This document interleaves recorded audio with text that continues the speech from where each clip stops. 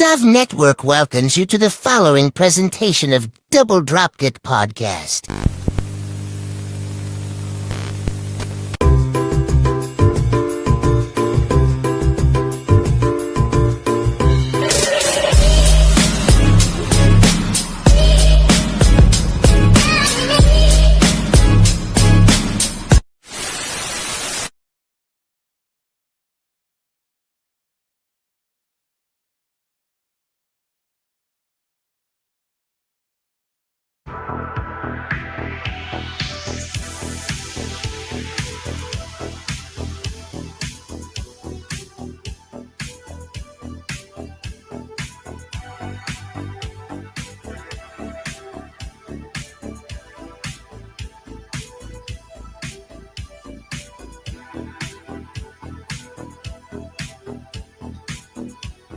What is good? What is good? You know what tonight is? It's DDK Saturday night. And we are live. Coming to the power of your internet. And we're so glad that you guys could join us tonight. It's going to be a great one. We're going to have a blast. We're going to talk some belts.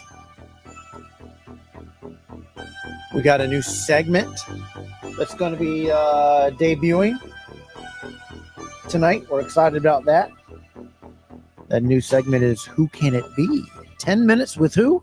We also got a scammer alert, and then we got a special guest joining us the second half, going over The Gathering. Chris Stratton will join us. And we'll go over all those great things that he enjoyed at The Gathering. But we're so happy that you're here to join us tonight. And wherever you are watching us from, I'm so thankful that you're here joining us.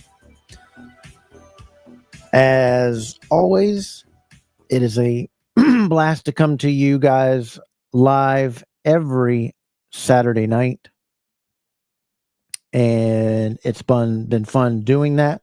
We'll have a major channel announcement at the end of... Well, I can't get that music to pause. There we go. A major channel announcement at the end of tonight's episode. As you guys know, I am KEV Kev.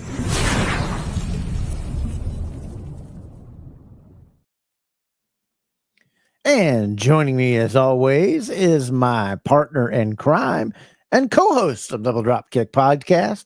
And he will also be the new host of the Broadcast Show. Are any of you guys out there excited about the Broadcast? It's going to be a fun show talking about all different kind of things with bros, right? You got to do the bro things. But let's bring him on, and he's going to tell you just a little bit about it. My co-host, Ethan Thompson.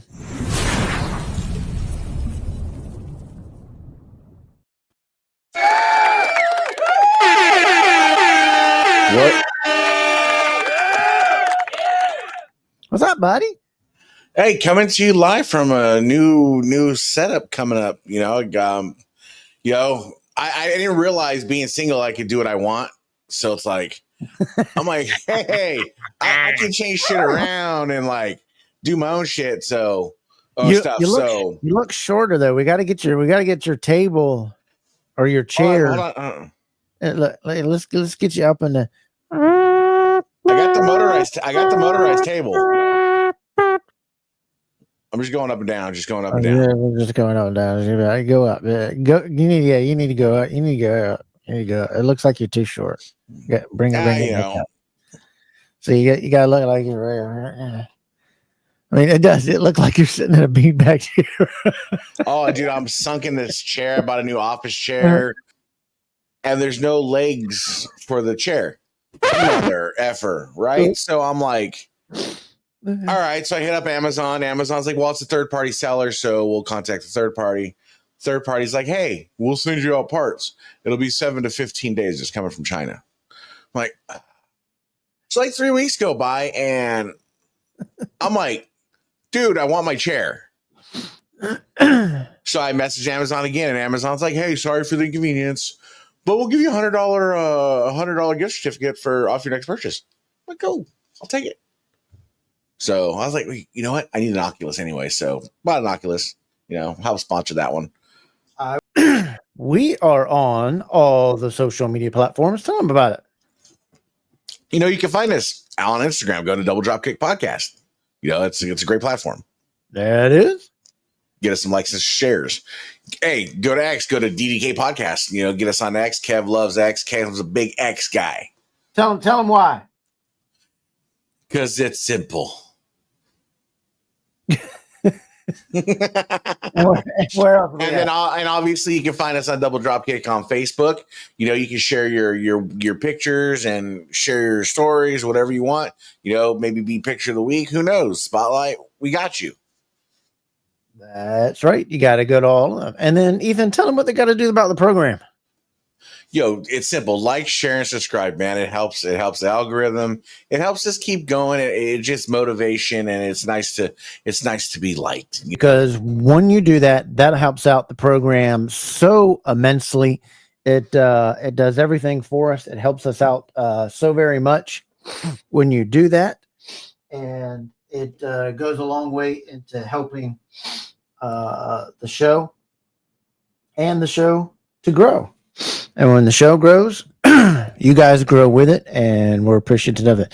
Tonight, we're going to talk about something that's very interesting in the hobby that a lot of people sometimes don't understand or get. Some people get a belt, and they expect it to look like a lot of people that they see in some other groups of what they post like. You know all about that, Ethan. How does that go when somebody gets one?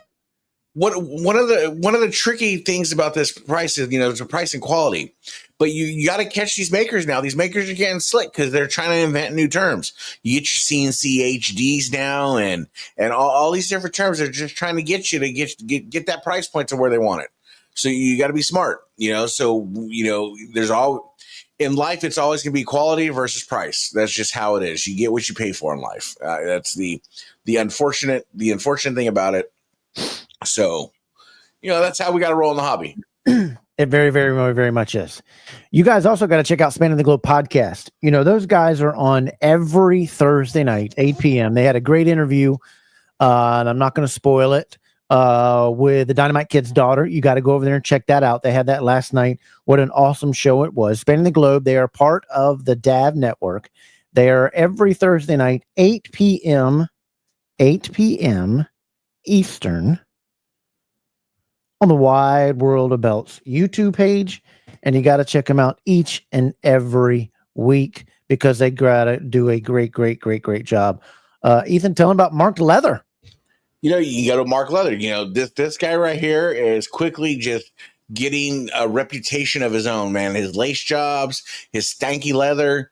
This guy is killing the leather game, So if you need a leather job, and he's probably got some openings, and I'm sure if you tell him you saw him on the DAV network, he might even cut you a little discount, but you gotta haggle sometimes. So go to Mark Leather Belts. He's gonna fulfill all your leather needs to a T. That's right. And there you go. Mention DDK and you get 10% off. That's just phenomenal, bro. Yep, you got to do that. And one of my good pals over at C4 Authentic Belts, we'll be taking a look at some of their stuff and what they produce tonight. C4 Authentic Belts, the only one that's officially partnered with Crumb Rind themselves. They have Crumb Rind name. They have the Silversmith, the brother that did the original. The only ones being made with the Silversmith, if it means that much to you to have it made exactly like it is with the original pieces from the original cast on it to be made like it is to be made there in Australia, to be Silversmith done there, and the pieces coming from Crumb Rind themselves with the wrestlers and the stone holders.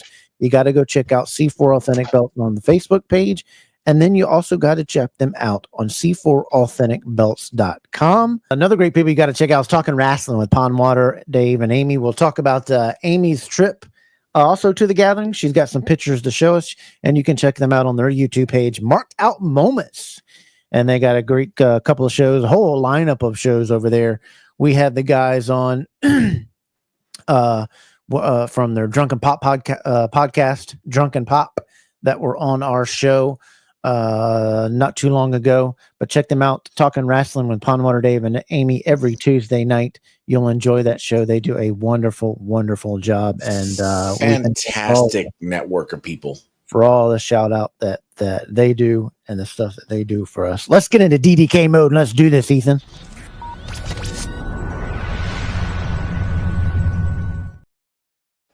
So we were talking about the quality of belts and what to expect for when you pay. You know, a lot of people, like Ethan was talking about and I was talking about, when you buy a belt, you seem to sometimes think that maybe you're going to get a little bit better quality than what you expect, than what you get and what it shows up as. So we're going to be talking about that a little bit tonight as we tune in with everybody. There's Richard Ward. How you doing? Mark Liberty. Yep. Who? We want to wish Richard and the removal of his anal warts. We hope that all went well. Yes. Did that for you, bud? Hopefully it goes good. Christopher, hello, how you doing, buddy? Hello to your girlfriend. I hope she's doing. Mark Laverty, always the cuddles. Jerry, how's it going, buddy? Your package is on the way with your stuff in it. How you doing? And hopefully that Stone Cold signed belt is right with you. Mark Maggard, host of Span of the Globe. It is DDK Saturday Night. Good old Jim's with us. Deuce. Tell them about checking out Juice. Tell them check out what Talmadge's channel. Tell them dude. This man just running through some reviews right now. He's got a beautiful Universal that he worked tirelessly with Alianis to perfect the. In my opinion, and I'm an anti-boot guy when it comes to network logos, but in my opinion, he killed it on the best booted network logo out there. Check out his YouTube. Lane. Please do not feed the wildlife. Does that mean you? Like that. Look at Max. Max is in the building. Did you catch that video of Max just slaying it in the ring? I saw that. Reginald. Bro, Max. Keith. Let's see how long it takes for Keith and his good old buddy to start healing. Mendoza Craft. Hey, how's it going? Dozer. Doing it. Learn something at work today. Ghost or real? I do not want to know anything about that. You keep that all to yourself. How is the weather there? The weather here on the coast of North Carolina, we are praying that thing curves. We're hoping everything curves. Right now, it's still heading, so we're hoping it curves out to sea, and all that we get is some good old 15-foot waves from it. We do not need a Cat 4 here. So we're hoping, but it's been cool. It's been very uncool like here in North Carolina. It has been in the 80s, which is not something a little bit off, because this is our dog days of August. It's been the coolest it's ever been for August around here. Dude, we went from 105 the other day to it's 80 today. Yes, please click that like button. It helps us with everything that we do. Jerry, but it's raining there. Oh, I thought, was he asking Max or was he asking me? Hopefully, good price. I gather the same thing. Yep. That it is. Anybody else watching AAA tonight? And I hope not. I hope you're just watching Double Drop Kick, but I hope you're enjoying it as you're watching at the same time. Oh, somebody wants to see somebody and get in some trouble. Everybody's saying hello to Max. How you doing, buddy? Kev, please tell us quality in place on a big one. No? Max, do you shoot shampoo on the carpet for your chest? Rocking the stripe. I am. Everybody getting to low. I know on everybody. Max, you look great in the ring the other night. You did. You looked phenomenal. It was pretty good. Ben, how's it going, buddy? Good to see you, man. O'Keefe in here. Everybody's doing well. We're gonna start off with this and the low tier belts. You know, a lot of people buy stuff. Let's go show broadcast. It's gonna be good. Give me a broner. What is a broner there, Richard Ward? What do you mean? Right. What do you mean by that? Has been birthed. I'm in a whole room. Did you tell him that? What's going on with you in your room? No, I'm in a whole new room. So like I totally this weekend totally changed around my setup. I'm actually in my bedroom now. I bought a new bed. I got a little pile, so don't mind it right now, but I just got it up to enough to get it running. Yeah, dude, I'm in the pink pony. This is the pink poodle room now, bro.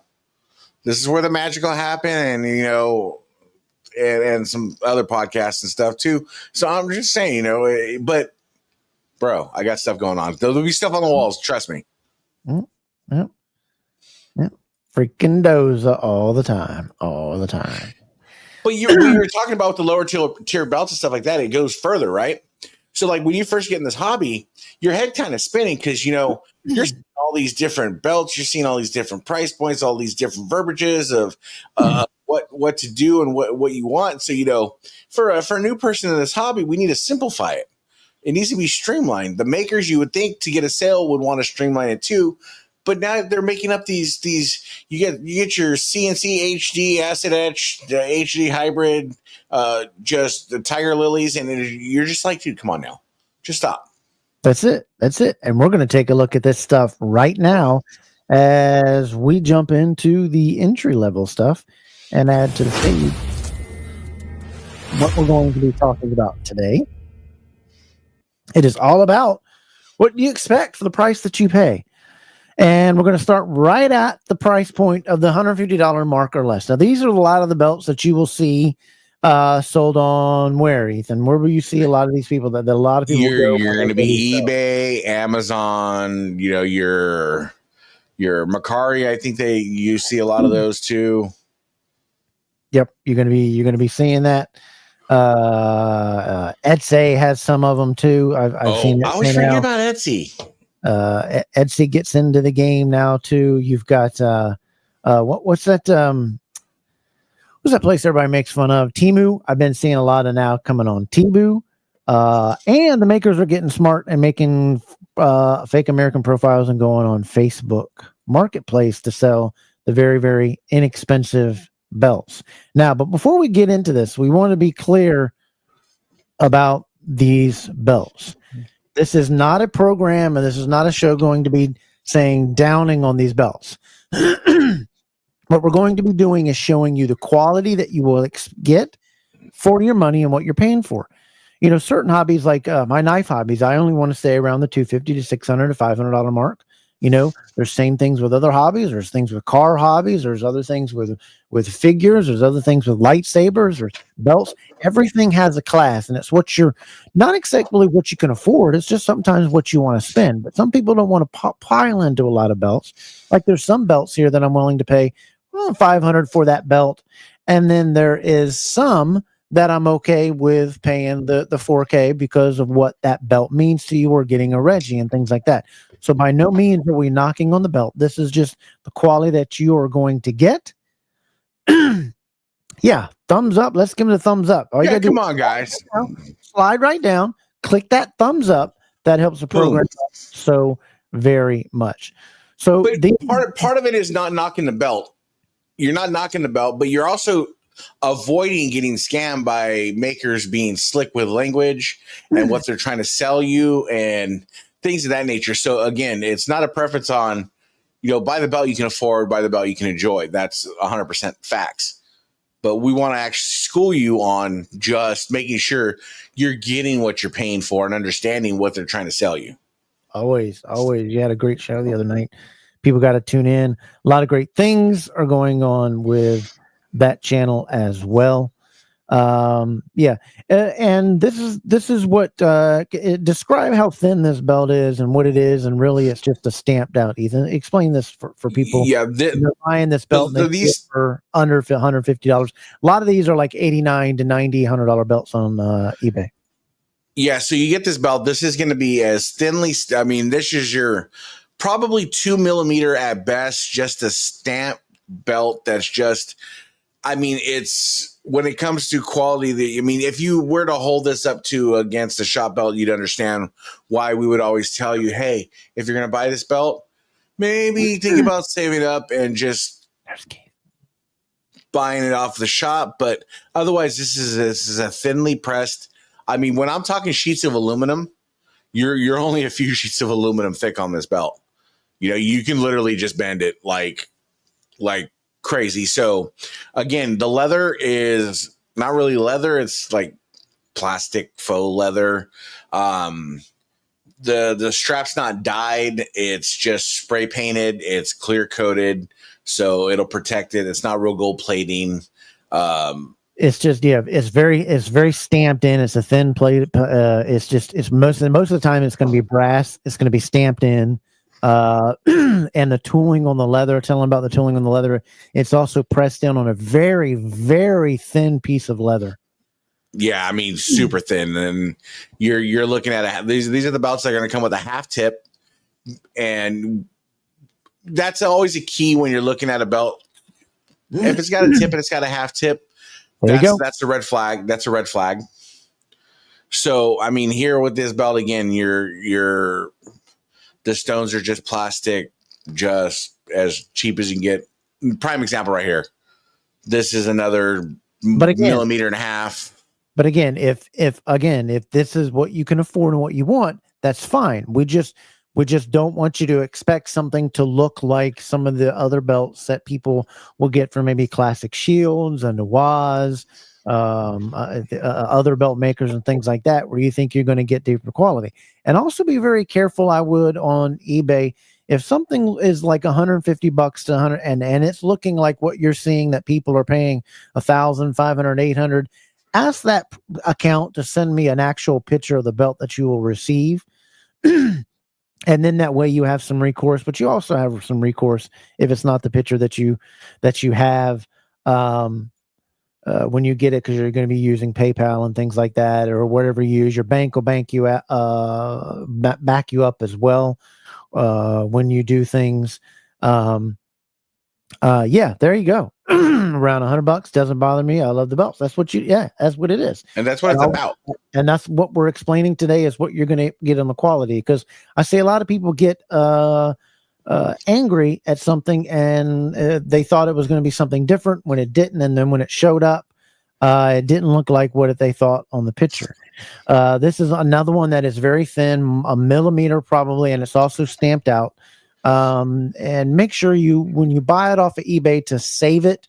That way you'll have the picture in case anything comes up that they tried to change the picture, or they got rid of the listing, or they all go away together, that you didn't get what you pay for. But expect to get another very thin piece of leather that is stamped, that some of the tooling you will not see and the edges will not be finished for this price range. Another thing you got to watch out for, like on these, I've seen it on eBay listings, what they'll do is they'll post a picture of a belt of a higher quality belt, and they'll have a few pictures, but then all of a sudden the pictures will change. And then it'll be to the tier of the belt that you're actually getting. So they'll rope you in with the good pictures, and then they slide a few pictures in there. So if you try to make an eBay claim, they'll be like, hey, but pictures were in there. You know, you can't say nothing. It was not false advertisement. Again, this is not. Yeah, and Platinum makes a good point here. Being an adult, buy what you can afford. Don't buy to keep up with the Joneses, or save up. You know, the shop.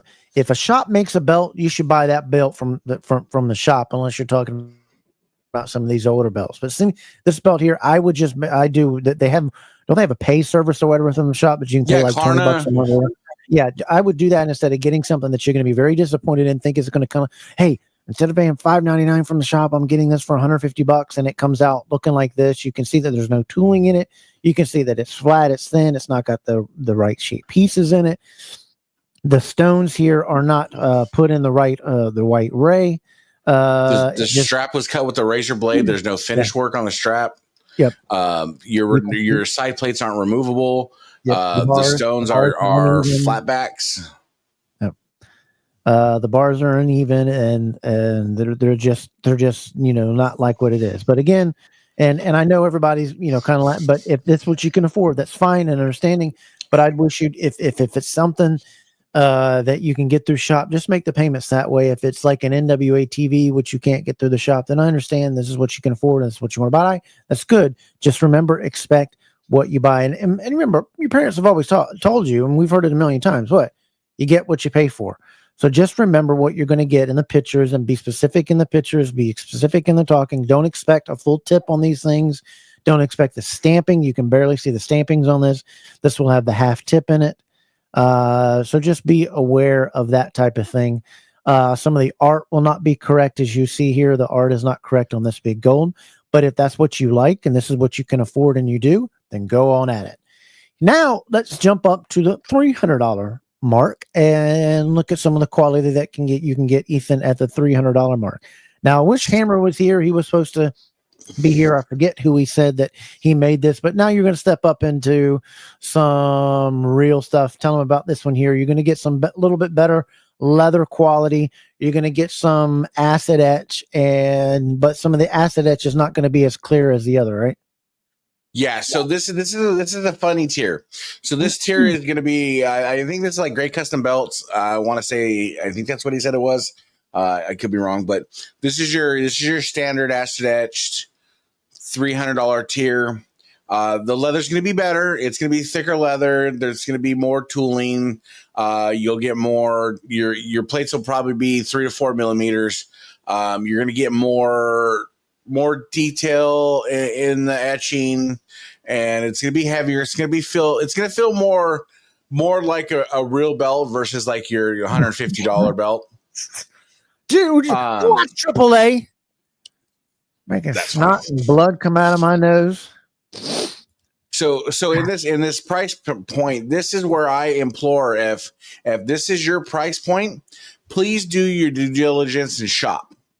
Because right here in this price point, you have a lot of makers that make a lot of belts. But you can go like to a guy like Max. I know he's doing other big things right now, but Max, you got some other guys. Nawaz is in that 350 range of Nawaz is probably right. He's build on that. Yeah, you can get something that looks really good, and it's a lot of it's depending on the art. Because a lot of some of these belts, if it has a lot of negative space, it doesn't need a whole lot of etching. If it has a whole lot of art to it, you're going to notice the bad etching. You're going to notice the bad stuff. You're going to notice some things more. You're going to notice the finish a little bit more. It depends on who's making it, who does the leather. You guys can shout out some guys that are good at the $300 price point if you'd like. And then again, where you're getting here is now you're getting into the where some of these belts are actually plated. They're not gold. They're not 24 karat gold, but they're actually plated. And your leather, like you said, your leather is going to get a little bit more finish work than just a razor blade. They'll bevel the edges and, get you on that wavelength of a belt. It's going to be it's a big jump from the $150 belt. Yeah. And you can see here, some of the definition on this belt here. I think he got this from Great Customs. I believe he did. Some of the tooling will be off. The sides might not be exactly right. The bars, the snaps may not be exactly right, but a lot of people can get a lot of great things for that $300 price point. And Steven is the man at finding some of these that you get at this $300 price point. But on this belt here, you're going to be able to see a little bit better tooling. You'll get a little bit better of the snap box, but you see on the right-hand side there, that finish. That finish is not there. You can see the silver coming through. You don't see the gold plating all the way through because it's really not gold plating there. You're also going to notice that there's going to be a lot more of a mush type look to it, to where those wrestlers look like they're pushed into a little bit of a mud, and you see a little bubbling or waving effect to it. And it's not going to be as crisp. You might not notice their shorts. You might not notice their boots and hairs and things like that. You're not going to see the little writing. You're not going to read any of the little writing or anything like that. This is the plating where you get into for the plating. This is where you get into the jewelry gold, right? So a lot of people don't know how gold plating works. Like if you want a 24 karat gold plating solution, it comes purple. The gold's like dissolved into the solution. So what they do is they'll take jewelry, old 10 karat, 14 karat jewelry gold. They'll smelt it, bro. And they'll smelt it and they'll use it for the gold plating. But this is still where they have to clear coat the belt. They spray a lacquer on it because it's not true electroplating. That's the comment of the day. I have to remember this. And with my head so bad, I have to remember this, O'Keefe. Mud And I got to figure out where to freaking put it in my book to remember it. Mud. I love mud wrestlers.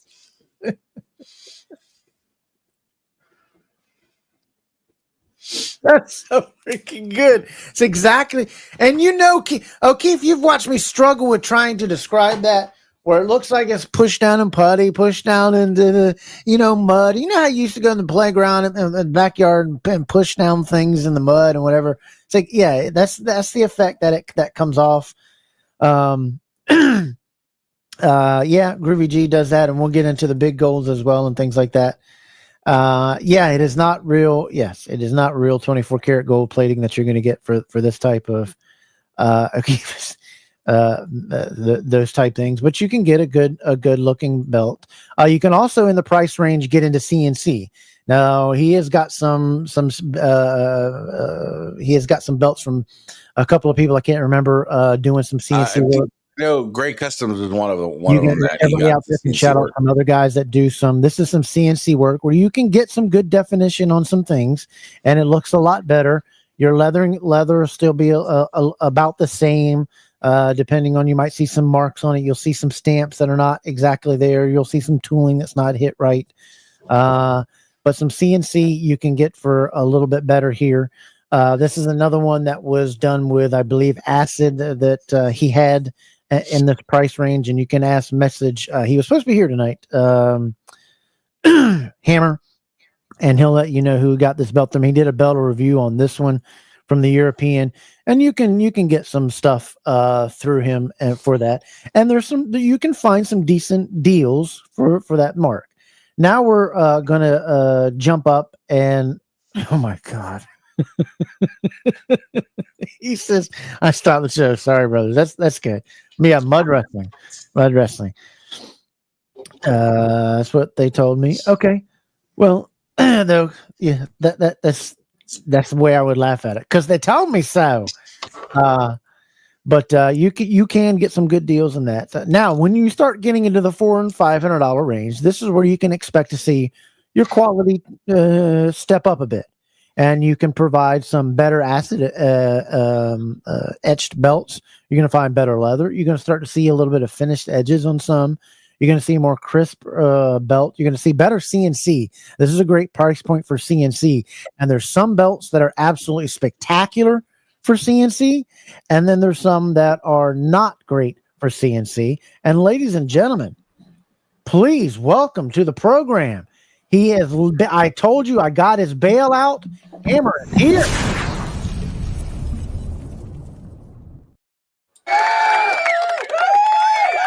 How you doing, Hammer? He says he can't hear anything. We can hear you. Talk, Hammer. Talk, because I can hear you tapping your thing. Hello? Yeah, we hear you. I can't hear anybody. Are y'all trolling me right now? No, nobody's trolling me. We can hear you. We can hear you. It is like the silence of the lambs up in here for me. What is happening right now? Check your StreamYard settings. And for reference, so while he's figuring that out, I'm going to show you something. What he's talking about when we get to this $400 to $500 tier, this is when the processes get cleaner. This is when the processes, the acid's getting not overused. The CNC machining tools are better tools. The leather's a little bit better. Everything's a little bit better. But just so you guys understand, I buy gold when I can from time to time, just as a little safety net. And understand, 24 karat gold, if you buy a gram of 24 karat gold in the current market, is $108 a gram. So you can have a reference point of how much of a gram is right now. So this. You good now, Hammer? Yeah. All right. Is a gram. That's a gram. At $108. So when they're trying to tell you you're getting a $200 belt with 24 karat gold, stop them right there. There were a couple of people asking about this belt right here. What was that belt? Who was that belt made by? That was by Great Custom Belts. Okay. That's just SD standard, like not CNC Okay. or nothing like that. And then that was the other part of it there. And then this part here was made by It's the same thing. Great custom right? belts on Great their custom belt. SD plates. Their SD plates there. Yep. And then the last one here with the tag. That tag team title was made by Big Time Belts. Big time. Mohammed Zubair. Then your CNC one. Standard definition, yeah. Then what about your CNC tag that you had here? Those are SD right there. Okay. And they were made by? Those were made by a company called Epic Quality Titles. The European right there was made by Big Time Belts. Have that right behind me. Love that belt. It's a gorgeous belt. I love them because that's my price Dave, range is around. Dave loves them. Yeah, they're really good. Ben Walker likes them. Joey Gray, they swear by them. I like that 280, 300, 350 price range for me. That's the price range I'm comfortable with. I don't want to spend. I think it's silly to spend $800 or $1,000 on a belt that one little thing might happen. It might get a little tiny nick on it somewhere, a little whatever, and then it's like, oh, sure. Not now that belt's really messed up. If something happens to one of these little SD belts, I'm okay with it. I can live with it. I love. Is their quality epic? Not really. It's about standard. So let's jump into the $400 or $500 mark. This is where you can expect to find a little bit better quality, good amount for your money here. This one was one that you sent us in, Hammer. Tell us about this one. And this one was the CNC, correct? Yes, sir. This is what they call, the HD. This one was by Great Custom Belts. My friend Ramundo Freeman had bought this from Great Custom Belts, and then he sent it to me so I could check it out. I like their HD work. Like, this is just their HD acid etched. I think it looks really good. The plates look super clean, in my opinion. Definitely worth the price. I mean, I see the appeal in some of these HD belts. I think they look fantastic. Especially this one. Yeah. And I don't want too many people to get overcharged when you're talking CNC and HD and SD. You can agree with me or disagree, but somebody that does and owns a CNC machine, don't let them upcharge you for saying HD or whatever, because all it is typing in a number on a machine to telling the depth it goes. So don't let them play you with, hey, my CNC SD is this price and my CNC HD is this price. Don't let them play with that, because it's just a number that they're typing in to determine how depth it goes. But when you do it right, like Steven Hammer is saying here, and you get that quality depth, you can have a beautiful looking belt, because this looks great. Ethan, you would agree? No, I 100% agree. And that's the thing is, instead of them trying to trick you into some mumbo jumbo about the HD CNC, be like, no, just be real. Be like, no, this is going to go into a better finish. I'd pay $500 for this all day long. Absolutely. Yeah. All day long. So I'm sitting here like, man, I need one on a white strap. Because that's the whole thing is, instead of trying to razz people and ruse people, just be straightforward. Look, for $500, I'm going to give you a CNC belt where we're going to make sure those lines are polished out, your leather edges are going to be finished, and we're going to get you on your way. And that's how it should be. But they try to create these. Oh, I got this CNC HD hybrid, whatever, and you're just like, bro, come on now. Let's be genuine. I hate those terms. There's so many stupid terms out there that are just not needed, in my opinion. How was the leather on this one? It was great. It was really good. I was really impressed with it. And that is around that price point there. And you can see the leather looks a lot better. You're going to get more tooling. You're going to get better leather. You're going to get the finished edges on most of this price point. They're going to take their time on their paint. Your plating is going to be better. Typically, you're not going to have. Now, this is where you're not going to have a belt that's coated in lacquer, because it's actually electroplated. The paint is the strap is actually dyed or painted. The lower tiers, they have to clear coat them because the gold is just a paint that just flakes off. The paint the strap is just painted so it flakes off. So they spray clear coat on it to protect it. Yeah, it's just all depending on who you like, and that's why it's very important to ask around, to do your homework, and to ask about people. And hey, I'm getting a recommendation on this person or that person, and see what kind of quality you have. But you're seeing the quality here, and we're not giving out a whole lot of too many makers' names, except for you guys in the comments. We just want to show the quality because we don't want to say that we're preferring one or the other by showing too many of this or showing too many of that. But we're showing you what the quality that you can expect here. Here is one that you're getting dual plated, and you can see the quality on that belt there. And this one is another one by Hammer at this price point. Hammer, tell us a little bit how this belt is made. It is the CNC as well. Yes, this one is what they call the CNC HD. Probably my favorite belt in my collection. Again, Great Custom Belts made this one. Right. I usually stick with the same couple makers. Those are my go-to makers. But yeah, this is what they call CNC HD, which is just CNC zinc is what it really is. And again, I love this one. It's right here. I have it behind me today. It is one of just the best pieces. Like, it's just you've been awesome. You've talked a lot about that, and the leather and this is the edges sealed on that one there. Yes, there you go.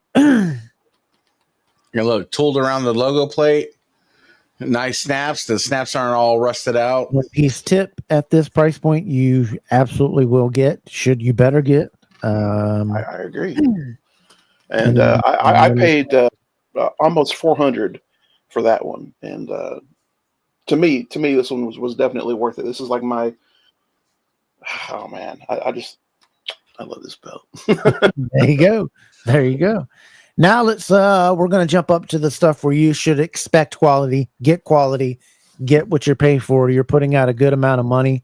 And you should get what you pay for. You should not be getting, too many scratches or marks on your belt or stuff coming wrong with your belts or cuts in this or cutting that. This is where you're shelling out good amount of money for a good amount of belt. So you should be getting some good amount of quality.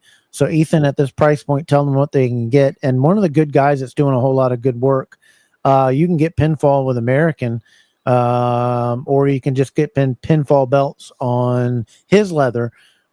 In this price range here, and this is one of Pinfall's here. Ethan, tell people what they can expect in this price point. This is where you're going to see the detail in the grapplers. You're going to see the detail in the Reggie Parks replica signatures. You're not going to get those wavy lines. You're not going to get those mud wrestlers. You're not going to get those. It's going to be the etching is going to be really flat. The paint's going to be a lot smoother because the etching is flat, so the paint can be smoother. Again, to me, this price point, you look at a couple of people. You look at Pinfall Belts, does a phenomenal job. When they partner with Doza, when Doza is not being Doza, just does a phenomenal job. My guy at this price point is always going to be, and I'll say it forever, is always going to be Muhammad Nawaz.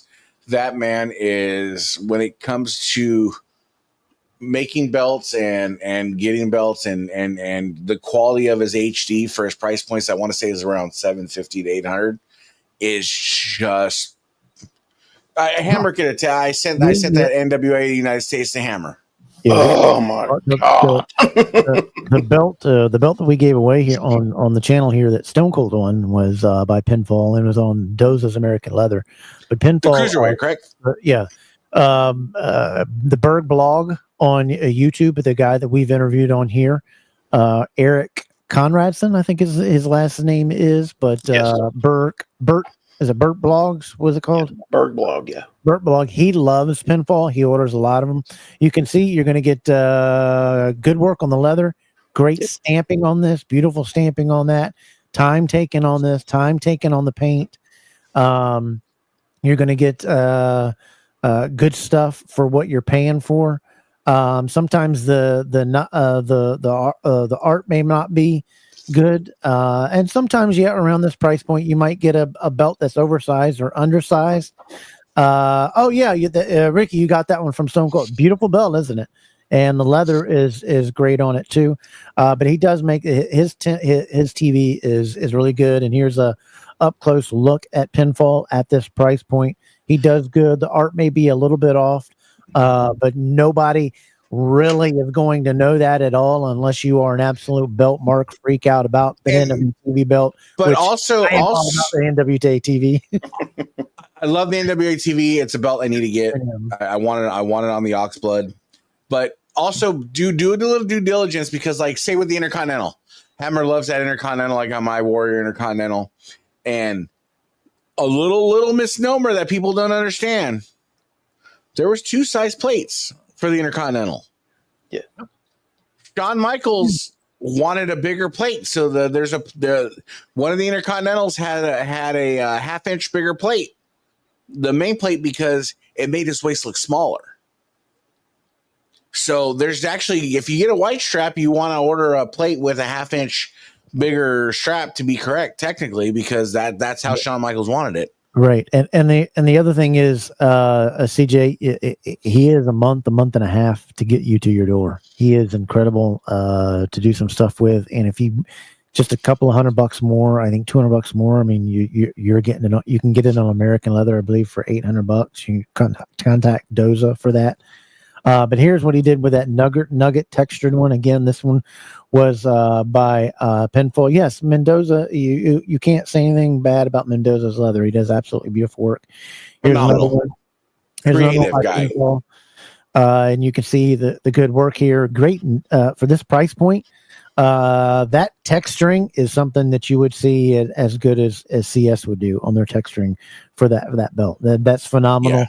The paint, you can see the paint's not going in. Like I said, for this price point, the $600 to $800, you can get a phenomenal belt. Again, you got to ask around. When you say, "Hey, I'm looking for this kind of belt," the first question I'm always going to ask you is, "What's your price range?" So when you're on YouTube, when you're posting out on not YouTube, on Facebook and some of these sites, "Hey, I'm looking to get this belt made," always include what your price point is. That will get you a whole lot more replies than anything else. You're paying for a lot of this too, is you're paying for attention to detail, because your strap's going to come where if you get the lower tier, the backing's going to peel. What happens is you put your belt on display, right? You're not touching it, you're not handling it, but the glue they use is just whatever glue. So, one day it's hot in your house. The next day it's cold in your house. You run the air conditioner. You don't run the air conditioner. So the backing starts to separate from the belt and starts to fray. You get in these tiers of belts, what they do is they meticulously bevel the edges so the backing and the strap is one piece, so you don't get that peeling, you don't get that separation, and the fit and finish with the bevel, it's a lot better. I mean, and again, it's harping on you're getting what you're paying for. You can buy a Honda and a Ferrari are the same, will get you to the same place, but they're going to get you to the same place at a different style, and that's the same thing with belts.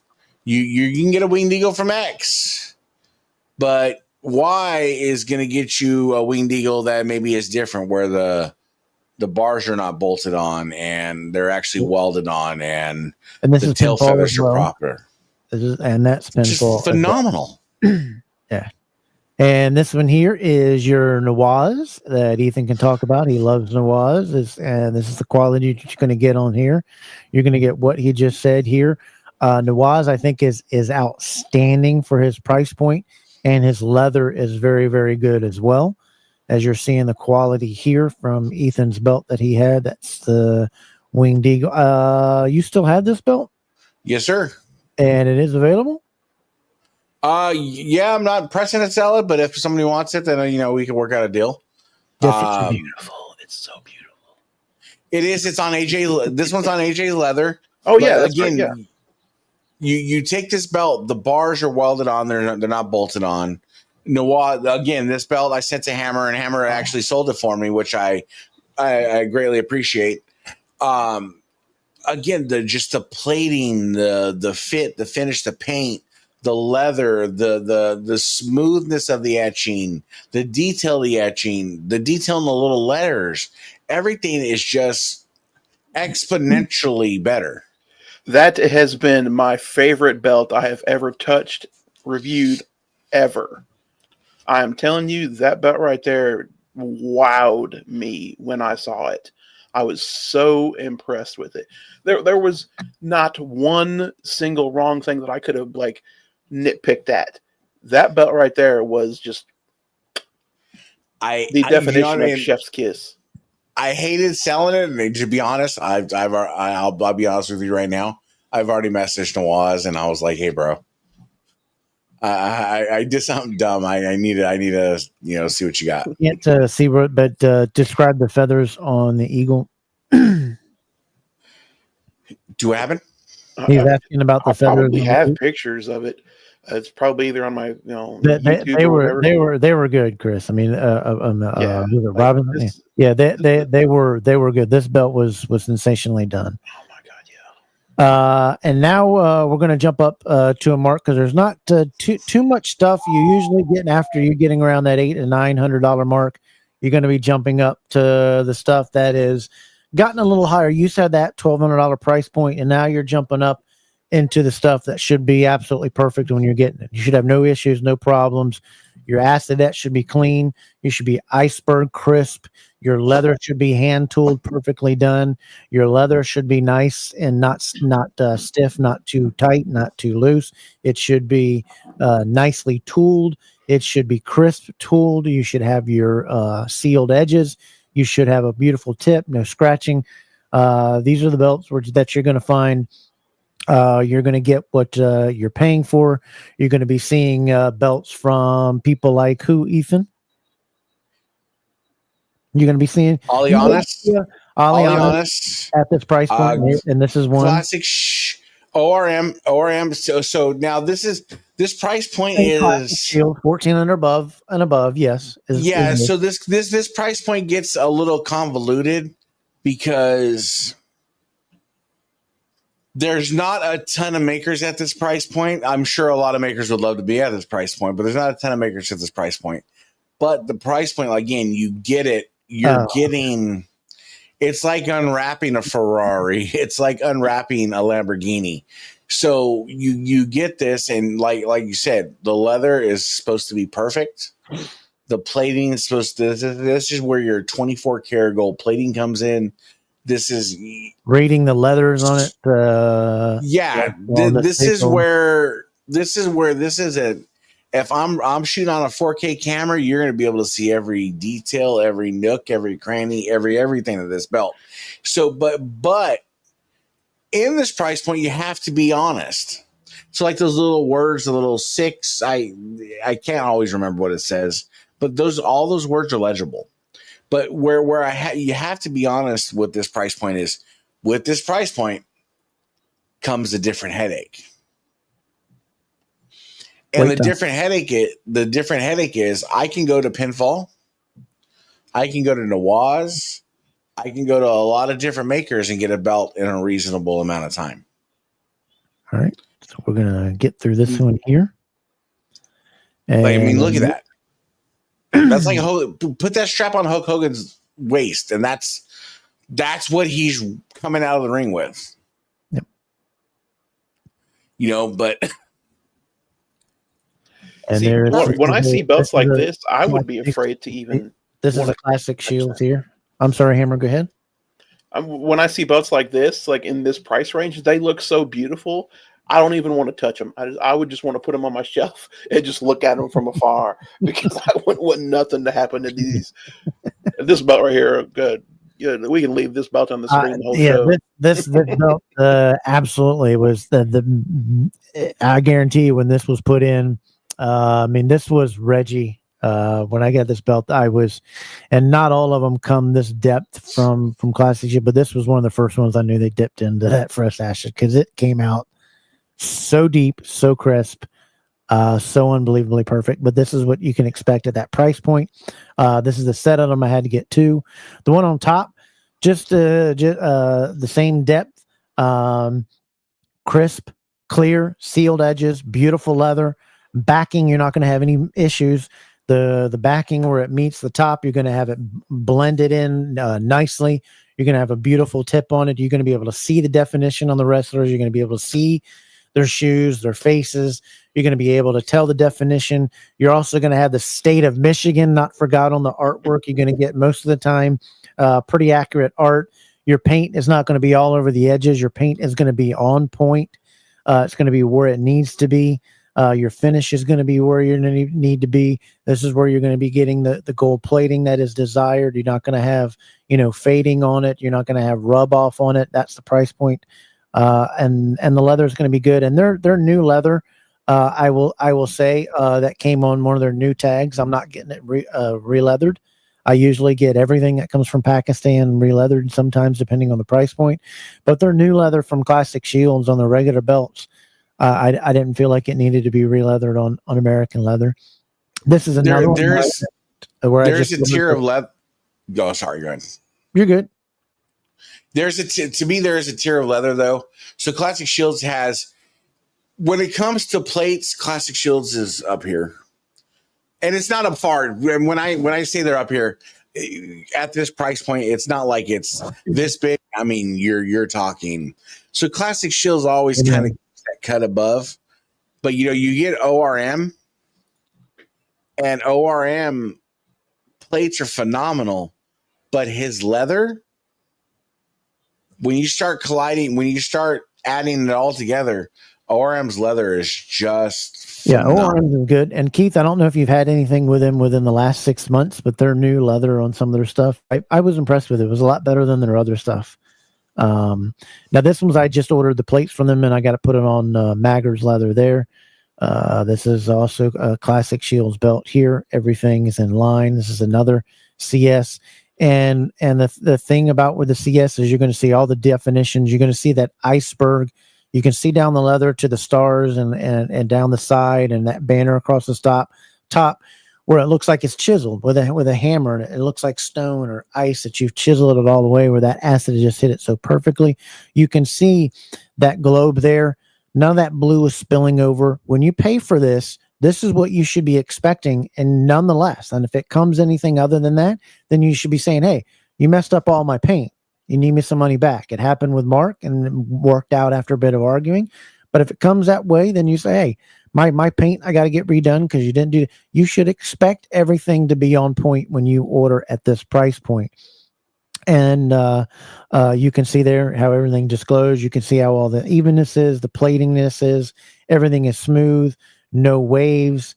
The other thing that I wanted to show on that was the nautical star down at the bottom, a true nautical star that you'll see down at the maps. You can see every bit of definition in that nautical star down there that you'll usually see on maps.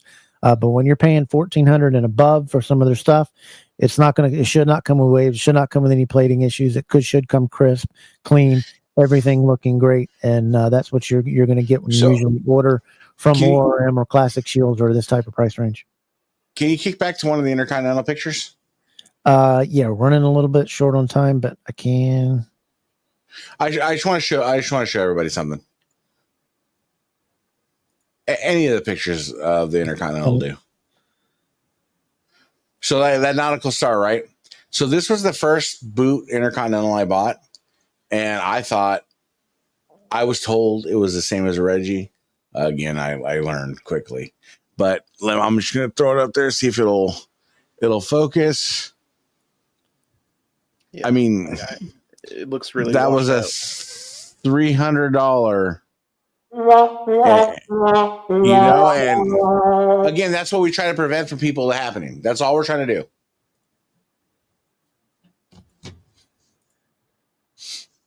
And you're just going to get an absolutely spectacular belt from them or ORM.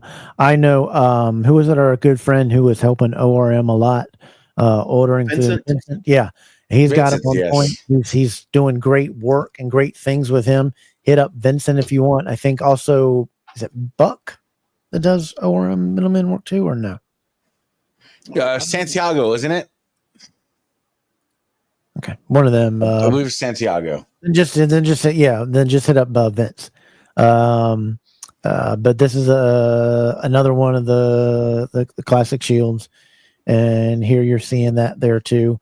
Here you're seeing the feather work and their Christmas, their attention to detail. It's what you're going to get when you're paying for this price point. And again, it's what you should expect. The paint should be where it be. You should be looking for just about 99% accurate art. Everything should be legible, clean, no issues. And that's what I've experienced from them. Now their wait time, yeah, it's ridiculous. And hopefully one day they'll get it, but I don't expect it with just 3 people working on their belts. But you cannot say anything about the quality of their belt because they make an absolutely spectacular belt. Now, the other thing that we want to drive into is crumb rinds. And the best thing I tell people with an entry-level crumb rind, go to Groovy G, $600 you're going to get there. And then the other entry-level crumb rinds, you're going to be at $900 to $1,600 is what you're going to be looking at. And the first one here, I believe, is there's the Groovy G that is owned by Hammer, and he likes it a whole lot. Yeah, I love the belt. A lot of people don't like it. I didn't like it originally. I didn't like just the way it looked. But when Zach Hunter Lawson let me borrow his for a video, I instantly fell in love. That one right there is the Fandude Lux. Yep. But I love the Groovy G. I think it's one of the best belts you can buy. Yep. And then you're going to be getting into some of the Deuce help me out here. The stuff made by Arosha and some of the work. There's a lot of there's a lot of political things behind Arosha belts and where the crumb rind comes from. But whoever produced that crumb rind does do a solid job. Absolutely. That is a beautiful belt. I mean, it is. Their nameplates, they usually get a little bit different, but you're again, please don't believe that you're going to get a hand-carved, 100% hand-carved belt from over at Pakistan. You're just not. They do not have silversmiths in Pakistan that do that type of work for that. But you are going to get a solid and a beautiful one at that price point that we're just talking about here, and a great looking belt there. I believe that was Arosha's their ones too. Shop Brine does make a good one, and you can upgrade the leather on it and make it great too. It's a beautiful belt as well for what you're looking at for that price range at that mid tier. Now, I mean that entry tier. Now the middle tier crumb rind, you're looking at about a $2,000 to $3,000 belt. And this is where you're getting into the classic shields kind of stuff, and some of the stuff that they are making, as well as a couple other makers that are in this price range too. That are who was it that made this one here? Give me 1 second. Was that the Alianis? No. It looks like classic shields to me. No. This one is this is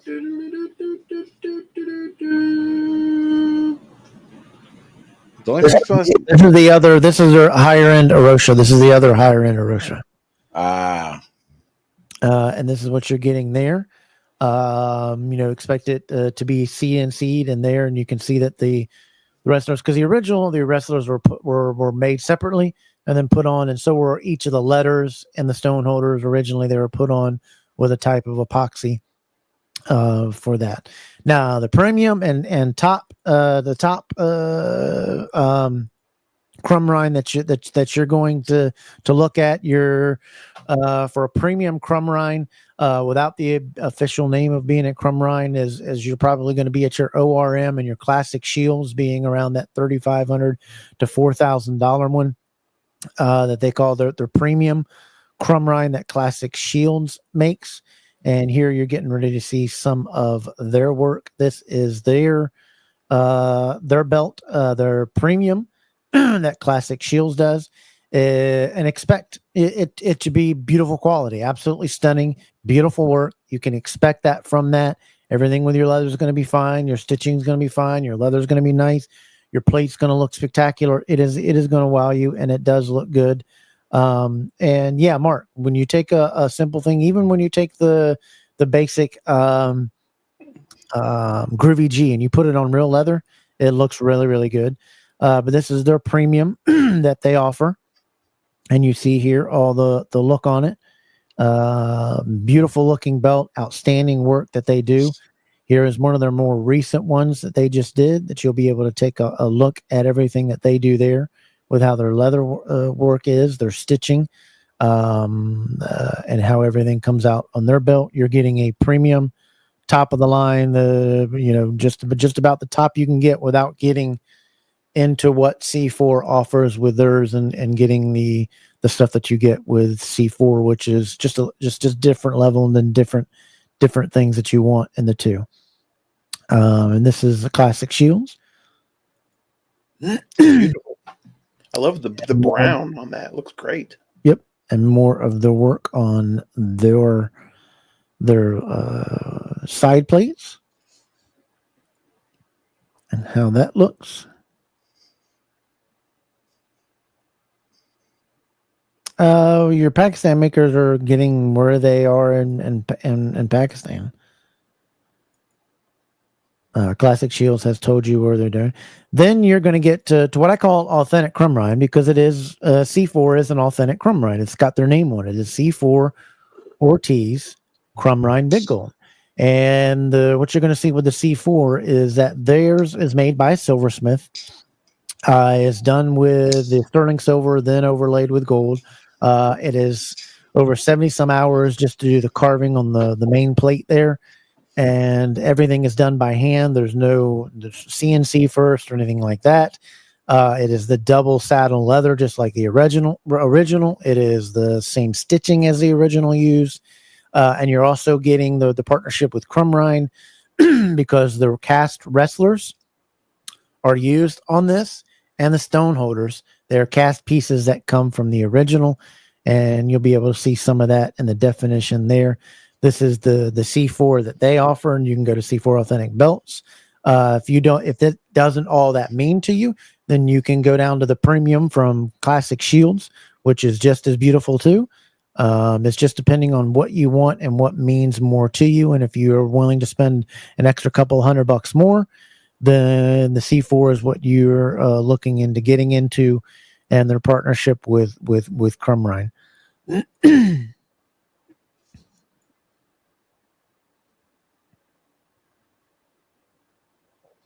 Yeah, sometimes that happens because a lot overseas, and people in the comments let you know, a lot overseas, the guys, or a lot of the guys that are getting their Crumb Rind from the same guy, and then they do what they do to it. But here's some close-up pictures of the C4. And there you can see the detail into the hand carving. There you can see the letters. Their letters are also individually hand carved and then applied with epoxy, and the same with the wrestlers. Just like the original was done, nothing was cut out. All those letters that you're seeing up there are hand carved and applied, and the same thing goes to the nameplate. There you can see the wrestlers, and you can see the definition of the wrestlers, which is amazing. You can see their hair, you can see their full length tights. They were full body tights that you can see on them, like high school wrestlers used to wear on there. And there you can see that. You can see their hair. You can see their uniform that they're wearing there, and you can see that little white a little bit there. That is the epoxy that was used just like it was on the original to apply that to the plate, just like the original was done back in 1986. Just absolutely stunning work. There you can see all his legs. You can see the boots. You can see the tights. You can see the hair. You can see his hand, his wrist, each one of his fingers there that you can see. You can also see the texturing, and then you can see the hand tooling there that you get. And what you're getting from them, there's their double saddle leather, how thick it is, just like the original, and sealed. They do that there in Australia, and that's the Australian maker there that you can see doing that there in his shop. Just like the original was done, was double saddle sealed. There you can see the stitching done there, their stitching work. And when you're paying that price, you need to you better be getting what you're getting for that, and you do. I absolutely think it's a stunning belt. Yeah, it is. It is what it is. It's absolutely stunning belt made by a great guy who took over 10 years to be able to produce and get the quality and get the people in to making this belt, and the relationship with Crumrine. And you can see such detail that goes into that belt when it's done by a silversmith. There's the back and their leather, and you can see it. And then there's another shot of the front. And then American makers, what you can expect for $3,000 plus. And you can see some of there. That's a red leather belt there. That is this one here that you're seeing right there was made by Red. And then you're going to get into Top Ropes. That is a Top Rope leather TV title made there. This one here is a Reggie FWF, and you're going to be getting Perfection. And the other thing that you're paying for is who made it, because these if you pay for a Reggie, you're getting somebody that made for stuff for the ring. But the American makers, you're paying for the quality, you're paying for the leather, you're getting American leather. You're getting stuff that's really, really top notched. And there you can see Reggie's Nautical Star, the way it should look. Absolute perfection.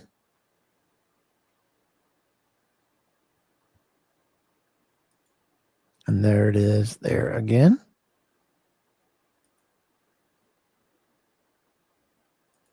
Yes, it is. Yeah, the stitching is great. It is. You're right. And all these great belts are just phenomenal. No, it's the one thing we forgot to touch on is, hey, a lot of you guys have creative ideas. Reggie here. Go ahead. Another Reggie. No, a lot of these guys have creative ideas. We didn't even think about touching on custom belts. You guys like my. Showed all his stuff off. You guys like Max and everybody that do fantastic custom belts too. So that's a whole other genre we didn't even get into. That one's a red leather. Yeah, we just showed off your C4. This is red leather, an American maker. And again, you're going to get just flawless work, perfection at the price point you should be. This one is another one done by Top Rope Belts. That's the other shot of the red one.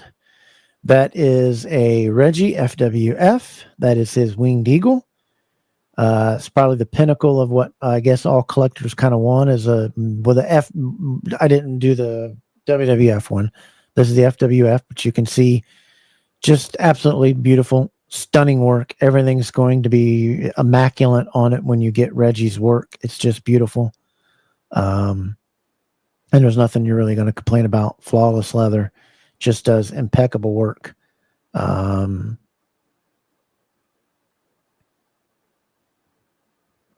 Right on the original, and Colin can on his site C4 Authentic Belts.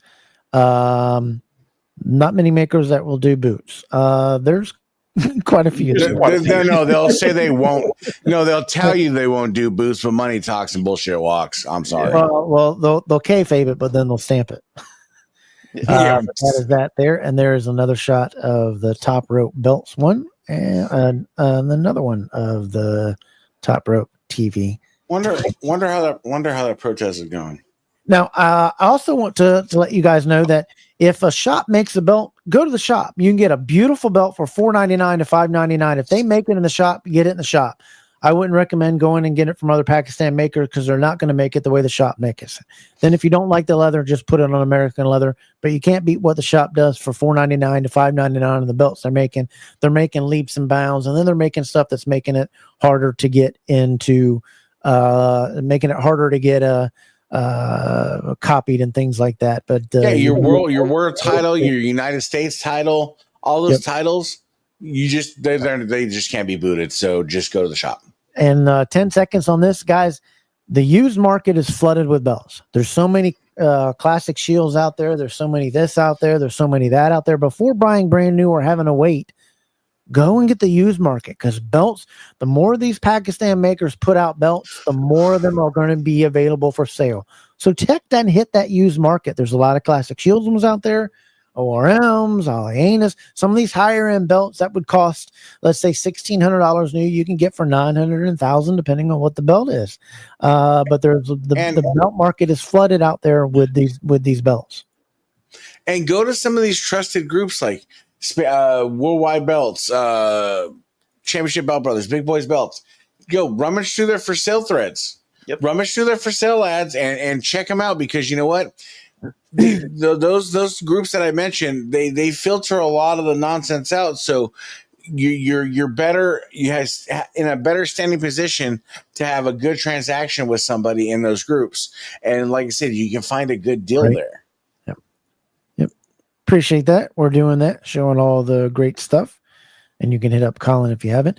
But also, the number one thing before we get going on to our next subject here is that we are wanting you always, I don't care who it is, what maker it is, if he's in your inbox, ask for a reference everywhere. No matter who the person is, ask for a reference.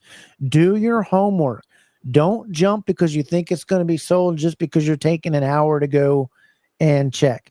Do your reference on every single person. Do what protects you and your money.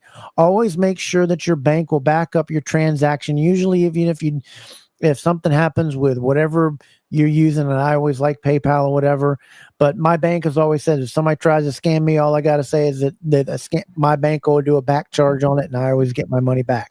Always check with that. But before we move on, always check your references. Do your work. And that is the wrestling belts and what to expect for what you can pay and what you expect the quality to get as we move on to the second half of our show, baby. Because we've got a new little segment here before we bring on Chris. We have another little segment that we're going to jump into here. But make sure that you are doing the right things and asking for references and always being safe.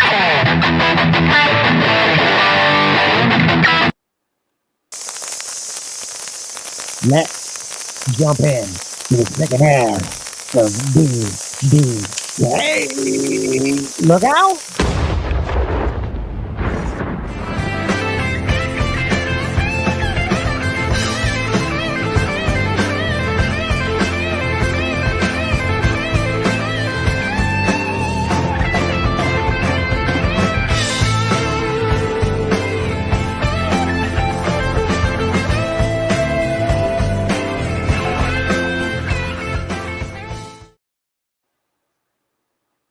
You're watching Double Dropkick Podcast right here on the DAV Network. We want to make sure that everybody gets out there and you like, subscribe. Please jump down and just click that thumbs up button if you liked what you saw here today, because we're going to have a good time with all of you guys here.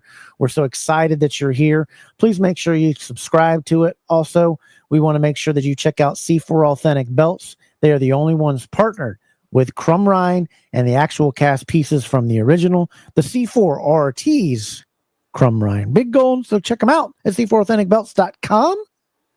And remember, C4 Authentic Belts taking you back to like it's 1986. Also, check out the guys at Spin of the Globe podcast every Thursday night, 8 p.m., 7 Central. Andy, Ben, Richard, and Mark do a wonderful job of the show. They just had a dynamite show. Hint, hint. Check out their latest show Thursday night. And also check out Mark's Leather.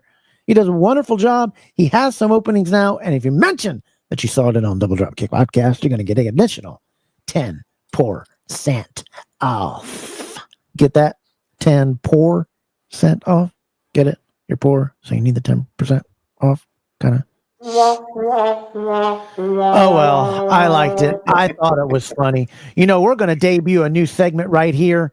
Mr. Superman, you got to hold on just for 10 minutes here, because we've got a new segment debuting right now.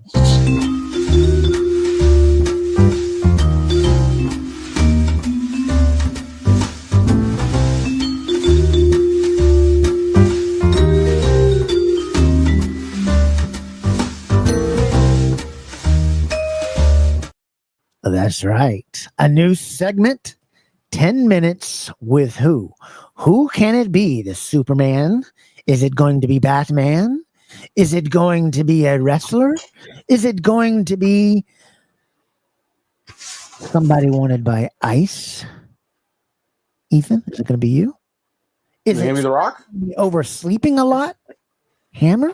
No. I don't know what you're talking about. No. Nicole definitely did not come in there and wake me Gentlemen. up and be like, "Are you doing a podcast?" Breaking in this segment is just 10 minutes. We're going to find out a lot about him. This segment is designed to introduce you to people that you see posting around the hobby, does a lot of great things around the hobby, that supports podcasts. You see them post a lot, they share a lot.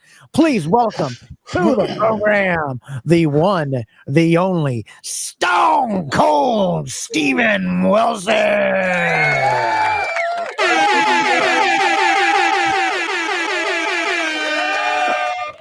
What's going on? up, buddy? What's going on? Good show tonight. How you doing? I'm doing good. How about you? We got 9 minutes. We wanted to find out just a little bit about you, and in a nutshell, how did you get started loving the wrestling? Real quick. Oh man, I can remember the date. Can you hear me? Okay. Yeah, we can hear you. Yeah, I can remember the date.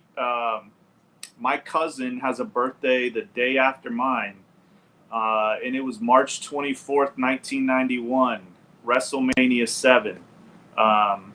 We were up in Fort Wayne, Indiana for her birthday, but it wasn't WrestleMania 7 that got me started. They were going to order it that night after her birthday.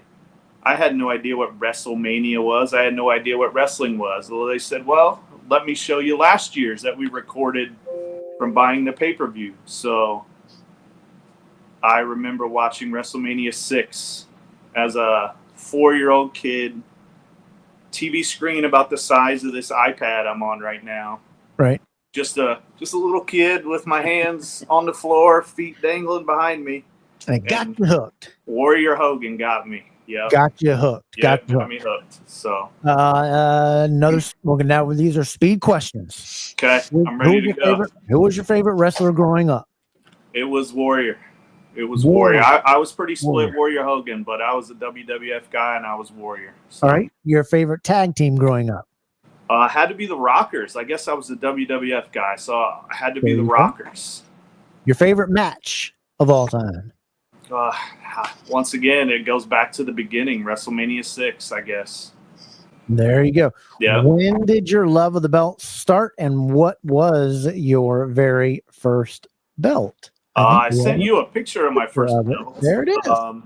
It was the Galoob 1991, 90-ish, and that's me right there in the middle. So There it is. even though I was a Warrior guy, you notice my little cross chain, so I still had to have Hogan in there somehow. So, but that was my first belt. My first replica, I guess, was 2007. I went to a house show and they had a big gold at the stand, and so I remember buying it. And then my first real belt, I think I think I've told the story before, I got from Super Dave or Pondwater Dave back in like 2000, probably 8 or 9. So I'm 38, but I've been in belts for a long, long time. So There it is. And you said it was the Warrior, but I think yeah, it was all Hogan Man! right. So even in kindergarten, so like as soon as I saw that wrestling, I was hooked. So that was probably that year, or maybe a year later, I was already getting the costumes, getting the shirts. So they hooked me from the beginning. So There you go. That is with the belts there. Now the other thing is some more speed questions here. So are you ready for the speed questions here? Fire at it. Your very first real belt that you got? was actually a big silver. It was made by, I always get this confused. I think it was Championship Gold. They were based out of Australia. And so I think I sent that to you a long time ago in the chat when you had Pondwater Dave on. But it was a big gold made by Championship Gold out of Australia, but it was silver and it had blue stones. So that was my first real belt. All right. And your latest belt that you received? Latest belt that I received, I have it right here, is a Classic Shields Crumb Run. There it is. Classic Shield. What are you talking about? Yeah. Is that their premium? What level is that one? Is theirs? This is the ultimate, so you can tell the The difference because they welded on top of the plate rather than the side, the rope. And so that's how you can tell the difference. Reason I like this one, Beautiful. Absolutely beautiful. it's got it had Big Ricky sign it. So, Oh, wow. yeah. Can you This is mail the that? newest. Can you mail, This can you is the mail that newest to me? belt. You know I'm sick, right? Can you mail that to me? I got your address. So Is that a UFC V3 next to you, or is that the V4? what's that? Is that the UFC V3 next to you, or is that the V4? That's my V4 that I am, like you, not quick to sell, but I will sell. This has been restoned. Okay. Well, tell us your price on it. It's $650. It's been restoned, and then it's got the best leather in the business. So. Oh, there we go. Dozer. Yeah. So I love this belt. And it's You for got- what? again? And we've talked privately about some financial things I went through. So I've had to sell a lot of belts lately. Right. Some public, Sorry to hear that. some privately. You know, I even got rid of the Reggie that you guys knew I had. So, but everything's good now. Family's good. So. Thank you for that. That's all that matters in the end. I didn't know. I didn't know that wasn't available, or I would have jumped right on it. What was it? that you It did? went to a private collector. I had Okay, it done. I got you. Yeah. I got you. Yeah. Stop. I know you three of you that watch it. You're not getting on it. Right. There. I know you're talking about it. Stop. You're not getting it until the wife wants to sell it when I'm gone. Okay. So another great thing here. Your Grail belt is. Oh, that's tough, man. Tough question. To go with the gimmick, I guess the name gimmick would be a J-Mar smoking skull. J-Mar smoking go to go with the gimmick. How did the gimmick start with you? Give us 30 seconds on that one. What's that? I didn't hear the question. We got 4 minutes left on it. So how did the Stone Cold stick with you and your gimmick start with you? So I hadn't had Facebook in. Because you're as ugly as Stone Cold. Yeah, that's right. I give you. I'm rethinking this segment. I hadn't had Facebook in like 10, 15 years, or any kind of social media, Twitter, anything. And I started trading stock market, and I started being a little successful at it as like a side job. And you always want to follow the news and what's going on because it definitely affects the stock market. So I started creating these a Facebook again and a Twitter again, but I didn't really do it to have all my friends from high school follow me or whatever, right? I basically did it like I created my Twitter for the stock market. I created my Facebook so I could look at belts, basically. But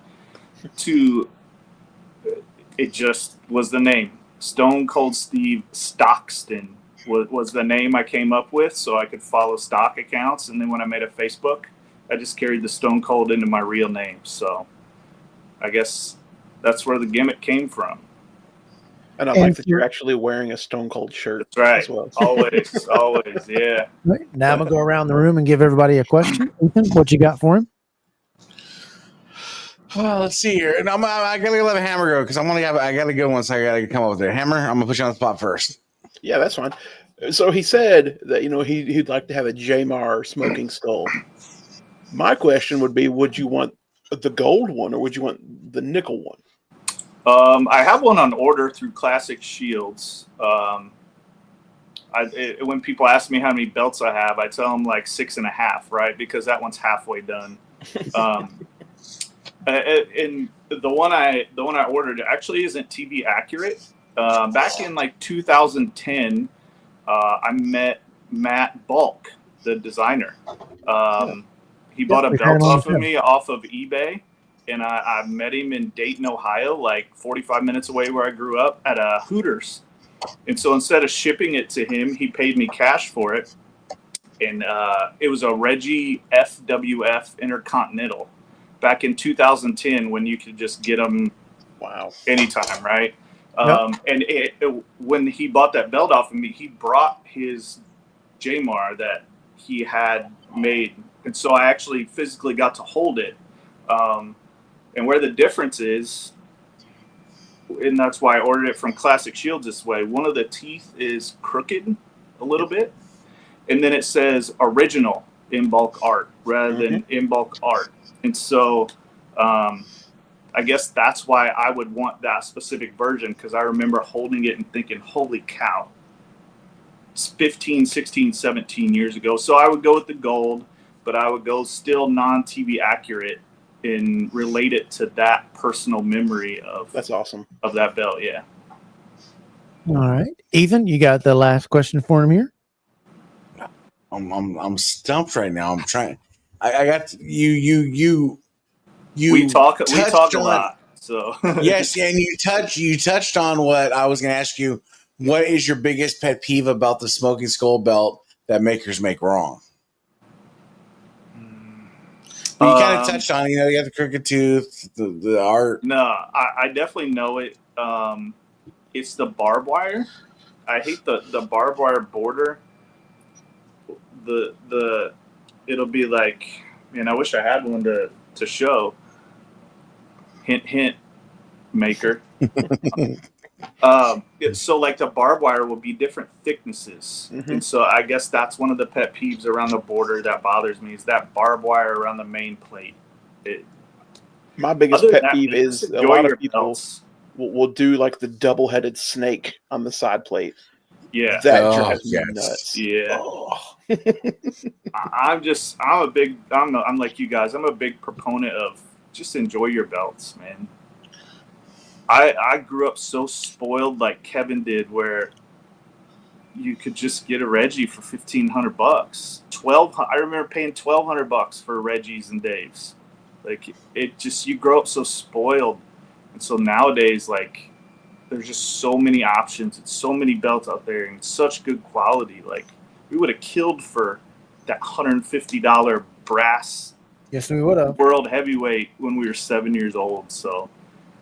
Yes, we would have. Yeah. So, for everybody that sees you post and whatever, what did you want to say to the belt community? What do you want the belt community to know about you overall in the last 30 seconds here? I guess that I'm in a ton of groups, no matter if it's high quality, low quality. I try to like everybody's new belt days.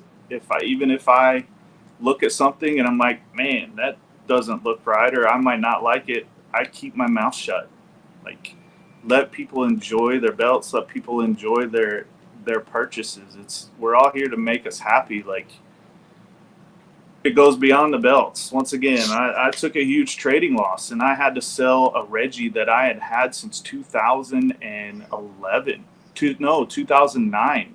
I sold a spinner that I had since 2007. Like, I've had belts for longer than people have been collecting. And so it took me weeks to restone that belt by myself. So, like, it goes beyond the belts. Just think about the person when you're going to make a mean comment. So, just let people enjoy it. And we thank you for being one of the loyal supporters and coming on here and taking 10 minutes to enjoy. You, Platinum, Chris, some of your other guys, and those guys we're going to get to too. But we wanted to come in here and get you to show off some of your stuff, talk a little bit about some stuff, and maybe now that you've come on, maybe the next time we have a wrestling event or a pay-per-view special, you want to come on and talk some more wrestling with us and stuff. Did you show us your favorite belt in your collection? Was it that Crumb? No. Was it that Crumb Rhine? No, that's probably one of my nicest belt, but that's not my favorite. It's gotta be. It's got to be. That's it. There it is. PONT the Sandman or Belt Bandana. Be happy I'm not touching the plates, right? This Classic Shields. Exactly, Vinny. Yeah, we were Classic Shields HD, one piece. this was one of the first belts I got getting back into collecting. In like after COVID, so maybe 2021, 2022. I had those other belts for a long time, but actively collecting, this was one of the first ones that I got. And obviously it ties back to my first day of ever seeing wrestling. So Yeah. I got the exact same belt from Classic Shields. yep. It's So tell us, since you're the first one, things. What is one thing that we got 10 seconds here? What is the one thing that you like about Double Dropkick podcast, and why is it that you watch? One is the camaraderie. Two, it's almost like, I guess I watched Goat Milk before this show. I kind of came on, so I was familiar with Ethan, and I've always watched Hammer on YouTube. And you came on Goat Milk one day, which is how I was introduced to you. And then when you guys started the podcast, I started watching it. But it's just the camaraderie, and it's the nicest.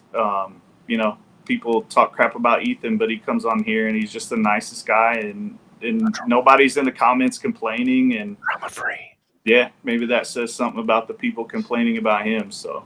But I like everybody. I watch all the shows. I watch everybody's YouTube channel, from Steven Hammer to support them all. Everybody, yeah. You can't watch them live, watch them and give good feedback. If there's one segment that you like that we do the best, what is it? Oh, man. Could you name something that you like the best that we do? Yeah, well, obviously the giveaways, right? Okay. You could say Good answer. Yeah. Good answer. Yeah. There you go. Man, we've appreciated you taking your time to come on here, man. We thank you so very much for subscribing to the show, being a part of the show. We've got another giveaway coming on for all of our subscribers. We thank you for supporting it, for promoting it, and being a good belt guy in the hobby. And I hope a lot of people understand to come to you if they got questions and advice, and listen to what he's saying too. When you see a new belt day, no matter if you don't like the belt, the wrestler, the quality, congratulate them and make them feel good. It's always good to feel somebody pat you on the back. Don't use that opportunity to stand on their back to make you look better or your belt look better, because all it does is make you look like a fool to the rest of the community. My DMs are always open. I've owned not the new makers, but I've owned Jamar, I've owned Reggie, I've owned Dave, I've owned Loomis, all those old collectors. If you have any questions about the authenticity of the belts, I don't have them anymore, but I've owned multiple of all. I've taken pictures of all my belts. Yep.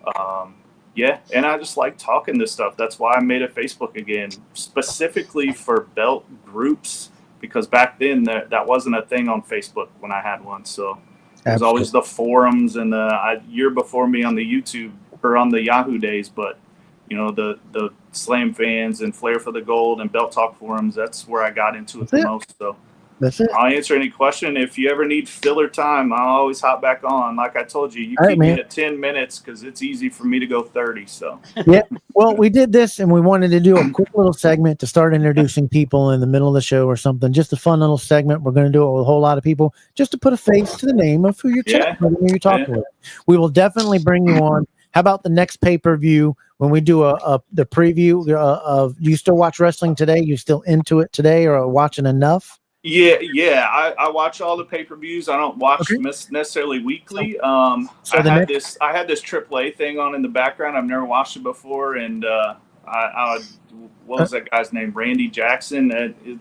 It's a no from me, dog. Like I just can't get into it. So the next time we have a premium live event from WWE, which we usually go live like at 6:00 or whatever beforehand it starts or whatever for an hour, we'll definitely bring you on and do that. I want to thank you so much for your support, for your subscription, and thank you for all you do for the hobby, man. Thank you again. Always. For even the donation that you did to the channel for the giveaway, and thank you so very much, Stone Cold. You stay safe, you stay humble, and we appreciate it, man. You have a great one, buddy. Don't you keep that new donation. I know you love it. I know. I'll see you, buddy. Right, take care, guys. Yeah. Peace.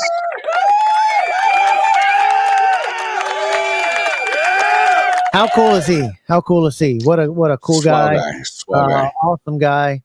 He's a cool guy, and Now we're going to jump into something fun. As you guys all know, we had the gathering 2 weeks ago. We had to push this back a little bit because of Hulk Hogan's death. But one of our three of our good friends, Gianni, Nick, and a guy named Chris Muscleman Stratton, Superman, as I like to call him, went to the gathering, and we're going to talk about the gathering here for about 10 minutes with him. So, ladies and gentlemen, please welcome to the program. And we're also going to have some pictures from Gianni and Chris, and as well as Amy, who wasn't able to join us tonight, who's on the Super Dave. We got some pictures from her that we're going to share as well to talk about. But please welcome to the program from Big Boys Belts, the admin, Mr. Chris Stratton himself, Superman.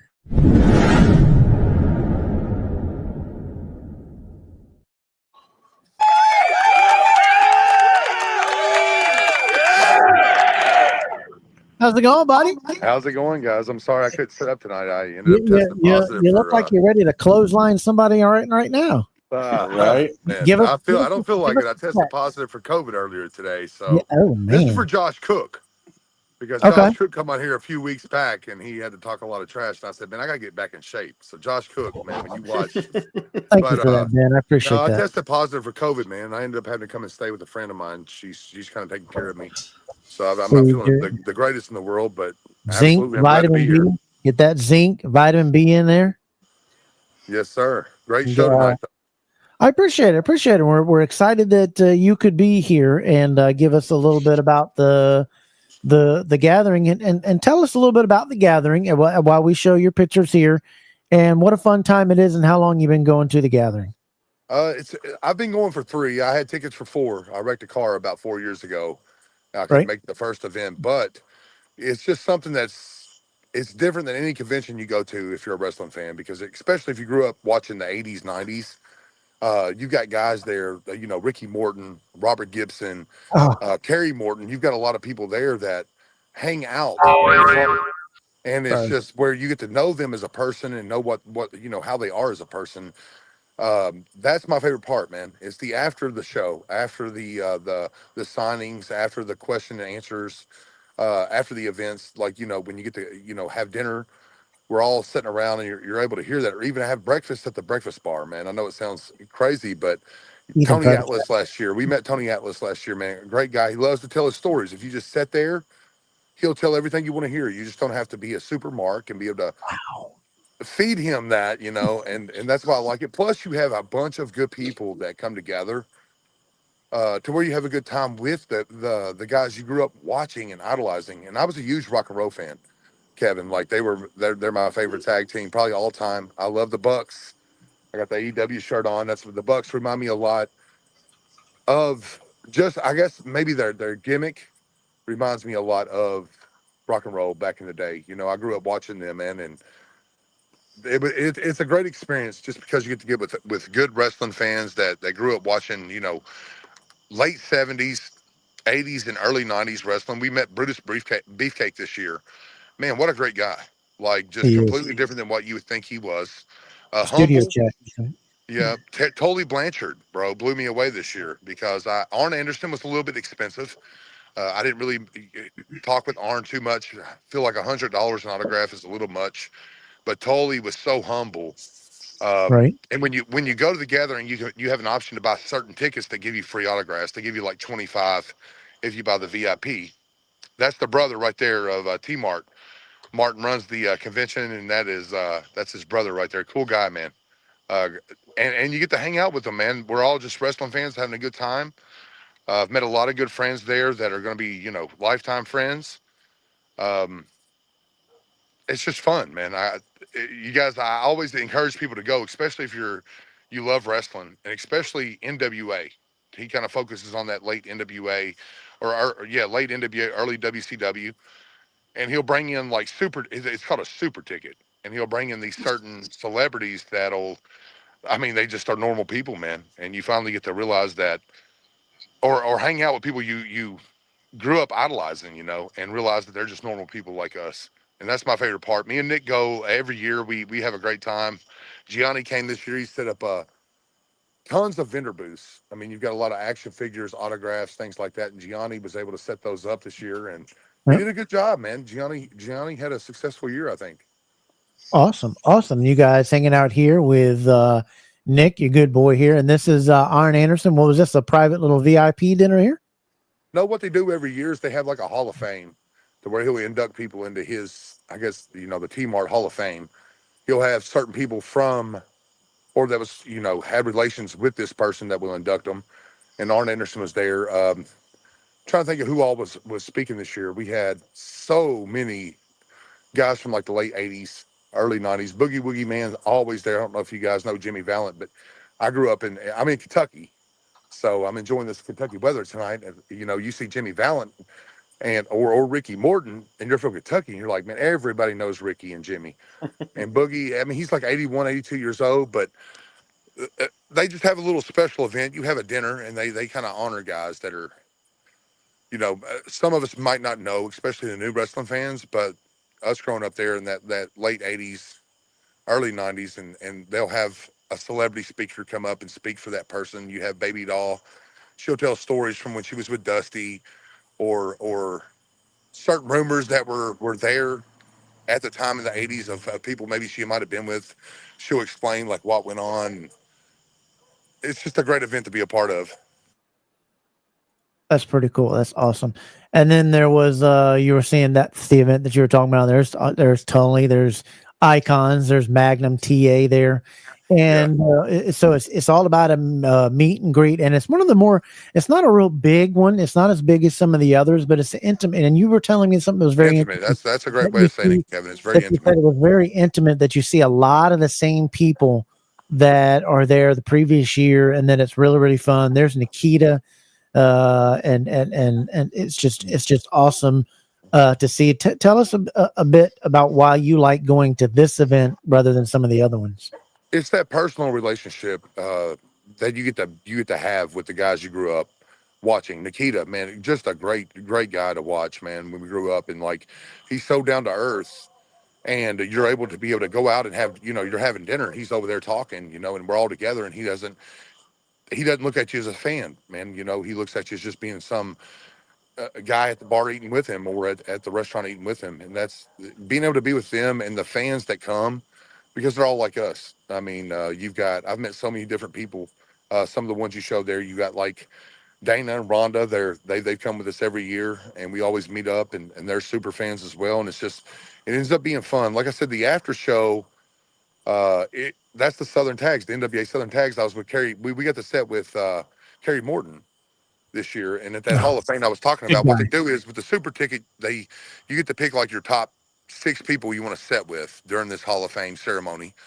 And we got Kerry this year, and he looked at me and said, man, I see you looking at my belt, pick it up. Kerry Morton is probably my favorite new guy coming up. He's just so genuine. He comes out every single night. Never acts like he gets aggravated with people. And you've got super marks. We all know what I mean by that. Like, you've got guys that really aggravate these people. And he really does not show any kind of emotion towards that. And I would, dude. I think we all would. We'd be aggravated, but he's one of those guys that are genuine, that he just a great person. I hope he ends up coming up and we get to see him in the big time, because he is really a good person, and his in-ring skills are incredible. The last night they have it's almost like an independent show with old guys that they'll bring back together, and they'll run like gimmick matches. You might see the Rock and Roll Express run against somebody, and it's always a blast. That last night when you get to see the guys you've been with all week, because it's a 4-night event. It's different than like Comic-Con. It's different than WrestleCon, because these people are all in this hotel room. You get to meet guys from the belt hobby. There's Reggie Harp, and you get to know who they are, man. I've met so many good people in this hobby at this event, and it's a fun time, man. If you've never been, guys, I highly suggest going, especially if you're a 80s, 90s, fan. Definitely worth going. Yeah, talk about talk about the stuff to where you were saying that these guys come down after the show, and they're sitting there all hanging out, and they just want to drink with you. And people don't understand that I'm is gonna tell you who I was a somebody, super mark of was Tommy Rich when I grew up. Wildfire Tommy Rich, man. I'm from this right? area. Wildfire, Jerry Lawler, all those guys come to Frankfort and Lexington, Kentucky, man. That's right around the block. And my dad was a super fan, so Wildfire's there every year. And me and him, but what he'll do is he'll come down. Those guys still love to live their life, man. So they like to have a beer and do things like that. So Tommy Rich and me have a personal friendship now that to where every year he knows who I am and we come down, we have a beer together. I buy him a beer. It's Wildfire. So like that's the fun part after the show. That's what I look forward to the most is like the show. The stuff will end around 9 o'clock, and then all the guys that are staying for the rest of the weekend. They'll come around the bar. They'll come to the little restaurant that they have, and then being able to buy those guys a drink because I do, I'm the Sandman of the hobby. You know what I mean? I don't ever deny that. So being able to drink a beer with Tommy Rich or with Ricky Morton, um, it's an awesome thing for me, man. Like, and to hear them, tell their stories without marking completely out. Last year it was. Look The at year that before icon, last was Larry Sabisco. Last year was Bob Orton. right? I've met Victoria out back, Maven, all those guys will be out back because they're just normal folk like we are. And like I said, I'll have a drink with them or smoke a cigarette, whatever, man. And it's just cool to be able to talk with someone like that you grew up and marked out for. And there he is, Tommy Rich, still living that same life he did back in '86 or '85. Yep. Charlotte, North He's a, Carolina. That's where it's at. he's a, Yeah. it's a great event, guys. I would definitely, if you're around that area, it's definitely worth going to if you're going to be a fan. And you got to, was this your first time meeting Amy? Amy, she is the, what's her official title? I forget her title. She is the first lady of the First Iron lady. Anderson Club. She loves Iron Anderson. That's her in there. Was this your first time meeting Amy It was. from the And she Modern Dave show? yes, she Cool was. She was a person to great talk person to. to meet. Very Yep. fun. I met her at the actual wrestling show on Saturday night. It's set up where it starts on a Wednesday now. So it's like Wednesday, Thursday, Friday, and Saturday. And every night they have some kind of different event. Like Wednesday will be like a welcome party. Thursday they'll have a barbecue. And Friday will be the Hall of Fame. You dress up. It's on a small scale, like something you would see in WB when they're Hall of Fame. You know what I mean? It's not Right. that huge, of course, but they do require you to dress up and come, and they honor these people. And then on Saturday, they have a show. I didn't see Amy until Saturday night, but she's just a great person, man. It was a She got a big great old experience haul. meeting her. Look at all the stuff that she bought. What some of the tell us some of the stuff that you bought and that you got. I don't. When I go, I buy figures, man. Every year I go, I look for those figures you can't find at the store. So this year I picked up about I think 12 Hogan that I couldn't find before. And I've got a huge Hogan collection, so he's the guy I collect. They make so many figures of different people. So Hollywood and the Hulkster's the guy that I've kind of focused in on. I collect Sting. Sting's my favorite of all time, but Hogan's the guy that I kind of collect, him and Sting, and I was able to pick up some stuff I didn't have, and they have such a huge selection of autographs, figures, and guys sitting around, man. This year was JBL. Nick met JBL. I don't personally buy or sit in for the autographs that you pay for, just because I don't want to pay $80 for JBL. I don't know if he was that expensive, but to me that's kind of crazy. And the lines are long, and I'm like, no, I'd rather have a figure. So like I kind of focus on the figures and things like that. But I have done stuff with like Don Marie, Ricky Steamboat, Shane Douglas, guys like that, dudes that Awesome. I personally like. I will, and I love JBL, but they're just a little bit where I guess we can say inflation. Some of the prices are crazy. Like Arn Anderson, I think he was $80 for anything that was flat. So like if you had like a 5x7 or some kind of picture for him to autograph, but if it was 3D, it was over $100. So if you had like a book or if you had a belt, I had action figures. I had Tully and I had Barry Windham sign. He went up. I didn't pay that when I met him. Well, it's been a year and a half ago when I was. Yeah, he had kind of a bad name going around the whole convention about being so expensive and kind of extorting money because of how expensive he was. But it's on. Well, you know what? He didn't get the chance to make the millions like the others. So let him make that good money because that's exactly what I said, man. He's Arn Anderson, So yeah, he's the guy I grew up Arn idolizing. Anderson, and all these guys. These are the guys that built. And I think we're going to enter into a time period where we don't get to see a lot of wrestlers at conventions anymore because these guys won't need that money. No, These right. guys don't need. They're millionaires and millionaires over time and over. You know, are you gonna or you're gonna see it run by fanatics, which or some of these other big companies where you're going to see $5, $6, $7, $800 charging for stuff. So go to these events because you're Support you're 'em. meeting guys that aren't going to be. We just lost Hogan. So we're losing wrestlers left and right. How was Gianni's table? How does the stuff that he have there go? Gianni had stuff, guys, you wouldn't believe. Like, and he blew me away when I seen like Seth Rollins, CM Punk autographs. And I'm talking about like, I want to say they were like 11 by 18. He had a Bruno that I wanted. It was like, it was a huge picture. I can't tell you exactly the dimensions of the picture, but it wasn't just some 5 by 7. Uh, he did really well, man. Gianni has a collection that nobody knows because he hides it, man. I told him, I was like, Gianni, stop hiding your stuff, man. I was Yeah, like, you've got so much great things that people would enjoy to look at, but full table. Gianni's fun, man. He got to set with Raven, like the way his table was set up.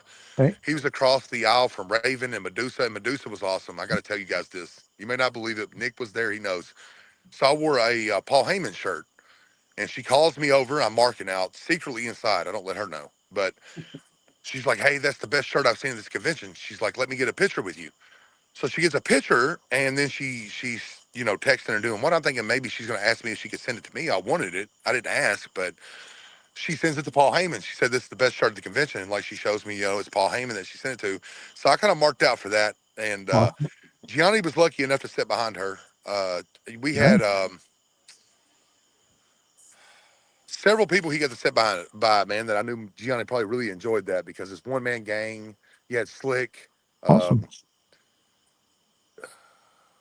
Jesse Lee Bell, which is Tracy Smothers. I don't know if you guys know Tracy Smothers, but I do. In this area, Tracy's huge, and Tracy's Right. daughter's there, and she was battling with cancer, but she was the aisle cross. He had Raven, Medusa. It was cool, man. The Boogie Woogie Man. So like I know Gianni had a great time at Cool. the event, and it's fun to see him because he does enjoy it, man.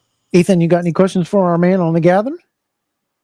I don't think so. I definitely it's something I want to make out. I want to make out to do, and it's kind of on the bucket list of things I want to do. Yeah, you've got It just you're seems like a going to be blast. coming to visit a whole lot of people here. Soon being freed up now, you're going to be able to see a whole lot more people here. But I will say, if you're looking for a good autograph, Gianni does have a ton of autographs. If you're looking for somebody, hit Gianni up. You can just hit him up on Instagram. But I think his company is G+M Renegade Collectibles. They go to a lot of shows, and he's been doing this around for a while. But I'm telling you, he has a ton of autographs. That's And unbelievable, Kevin. Like we can't comprehend. Like when I seen and the stuff that he just kind of had on the bottom, I was like, Gianni, this is Seth Rollins, CM Punk. Like he has so many autographs that's how far down the chain that it goes where he's got it displayed is because they fall that far down. He has a really good collection, man. right, Hammer, you got anything on the gathering? No, I've been invited to go to this gathering for a couple of years, and just it always just misses me. Something always just happens in my life to where I can't go. I did see something that I did want to ask about. I believe it was posted in one of the groups. I think I saw something where you guys actually gave away a belt to somebody. I saw like Rusty Miller in the hotel room. Nick was He in did this there. year. Yes, sir. Every year we this year I didn't do it because it's just a hassle carrying the belts around. Usually we have a belt made for all of us and we carry it, but it's a hassle for me. So like this year I kind of passed on that. Nick passed, but we had there's a guy there named he's a referee. Dan, I can't think of his name off top of my head. He's Rusty's friend. I think it's like Dan something, but we had a belt made for him and he's the referee that usually does the main event. He might do the opening and the main event, but he also does like NWA stuff. And they had a belt made for him this year. And then all the belts that were used for the gathering, because they crowned a new champion, they have like their own. Martin uses it as like his own promotion. So like this year, they crowned a new champion for the T-Mark Gathering champion, and it's the belt of the men's world heavyweight was all done by Rusty. I think through Wakas Nazir, if I'm pronouncing his name right, Right. which everybody knows that he's great. Like, but that was That's what we done. He ended up giving a belt this year to his buddy there, the referee. We kind of do it every year. Right. That's awesome. And I heard you were from Pigeon Forge, Hammer. I've watched you the whole time I've been collecting. I didn't know you were that close to Tennessee, so we're pretty close, man. We've got to meet up sometime. Yeah, I love going to Pigeon Forge, Tennessee. It's just right up the road from me. So Right. yeah, anytime you're in the area, that goes for anybody in the belt hobby. Like if you're in the East Tennessee area and you want to go to like Hulk Hogan's wrestling shop or whatever down at Pigeon Forge, let's go. Let's meet up. Let's take some pictures, man. Let's have a good time. Next time, Stevie, because like I said, you and Absolutely, man. I would love it. Yeah, we'll do this. CJ, if you go to the you're breaking up a little bit there, Superman. If you go to thegathering.com, if you just look it up, The Gathering in Charlotte, North Carolina, you can find out information of it. There is another big one in North Carolina this year. Again, it's what's the one in Greensboro? He's breaking up pretty bad. Wrestle, and now we can hear you, BB Superman. What's the one in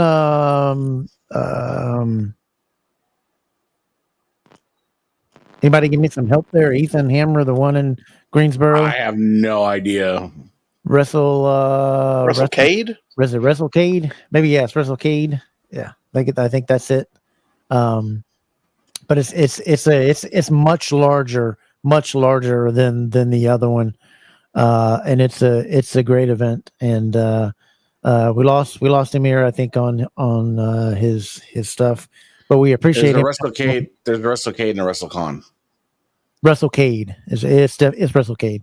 Yeah, WrestleCade is in Winston-Salem, North Carolina. which is Greensboro, right there near Greensboro. They have it usually on the Thanksgiving weekend, just about that week is when they usually have it, and it's a great time, and it's a good thing, and we appreciate Chris coming on and doing that, even though he had to drop out because of where he's hiding in the woods with COVID. I hope he gets to feeling better. Yeah, we definitely hope that you get better, buddy. And we thank you so much for coming on and being a part of the show and letting us know all this stuff that's going on.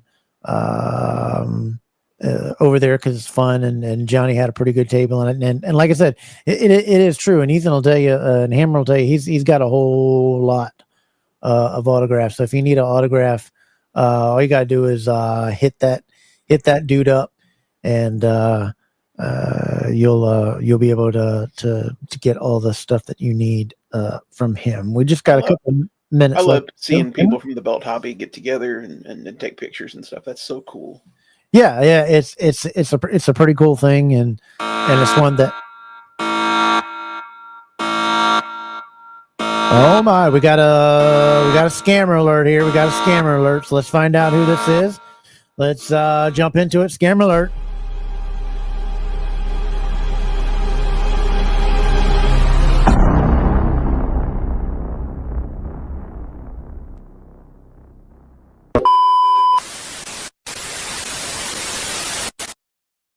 See, they're always trying to. Nope, you can't. Nope, not with mine. Not with mine. You can't mess up with my feed. This gentleman here with a scammer alert. You got to be watch him. He's stealing pictures, saying he's a group admin, which he probably is. But this dude right here is using pictures off of. I forget what this site is called here. That was the WorthPress. Yeah, WorthPoint or something like that. You go off of it, and then he was telling me he was an admin. Then he wanted to use. He was all good, but the first key, the first thing of knowing and watching for these guys, and he's now changed his profile picture, so you got to be careful on his profile picture now. Now it looks like that he's changed it up a little bit. But this is the dude to watch out for. But usually when somebody, the first thing that they ask, hey, where are you located? That's always a huge red flag to me, because that has no bearing in anything of the conversation when it's the first thing you're talking about. But where are you located? Where are you located? All those scammers usually ask for that. When you get down to the buying the belt or whatever, and then you send your address, or if you asked if you're overseas, that kind of thing. But anyway, be on the lookout for that. and watch out for this guy. And the stuff that he's doing. But now he has changed his profile picture and looking at that, and he's going around telling people he's an admin. So be careful and watch out for him and stay away from him. Hammer, tell him what do we think of? What do we think of scammers? Tell him.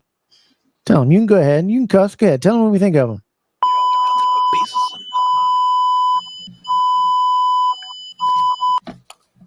There you go. He's mad. There you go. You can tell him. And now, before we get out of here, Ethan, you got to tell him it's that time where we get what do you got to tell him? The picture of the week. We got 2. Roll it.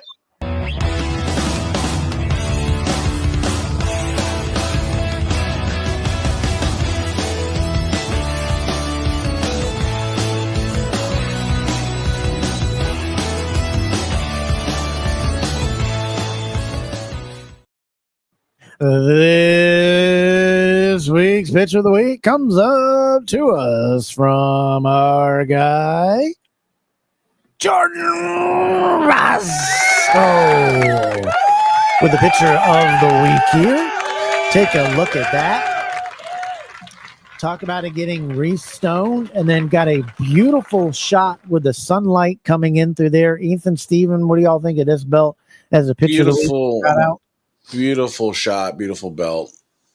Really like the updated with the bigger little globe side plates. Very nice. Good job, Jordan. What do you think of there, Hammer? I love this. This is the AEW replica version 3 with the smooth AEW logo in the center. Jordan re-leathered it. It just looks. I love the sunshine rays peeking through.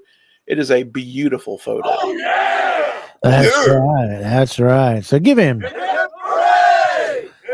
Jordan, you got picture of the week. Congratulations to you on that.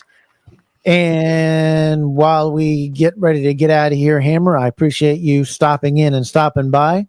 You've been a good buddy and a good guy. We're getting ready. We got the last 30 seconds here with a channel announcement, and then I'll let you guys add on to this. As you guys know, we have the broadcast coming, and Ethan will get that in the last 10 seconds too. But I just wanted to say something just with me. I started this channel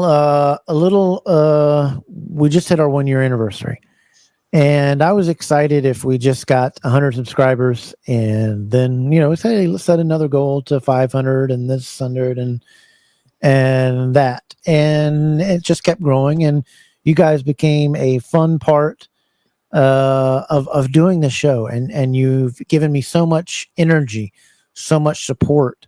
And a lot of you know my health issues, and some of you don't. I have a degenerative brain disease, which was caused by some concussions, and it took almost 5 years to get it finally diagnosed through certain PET scans, where where the concussions scars lead to protein growth, and that leads to that, which is some symptoms similar to dementia, Alzheimer's, and some other type of things.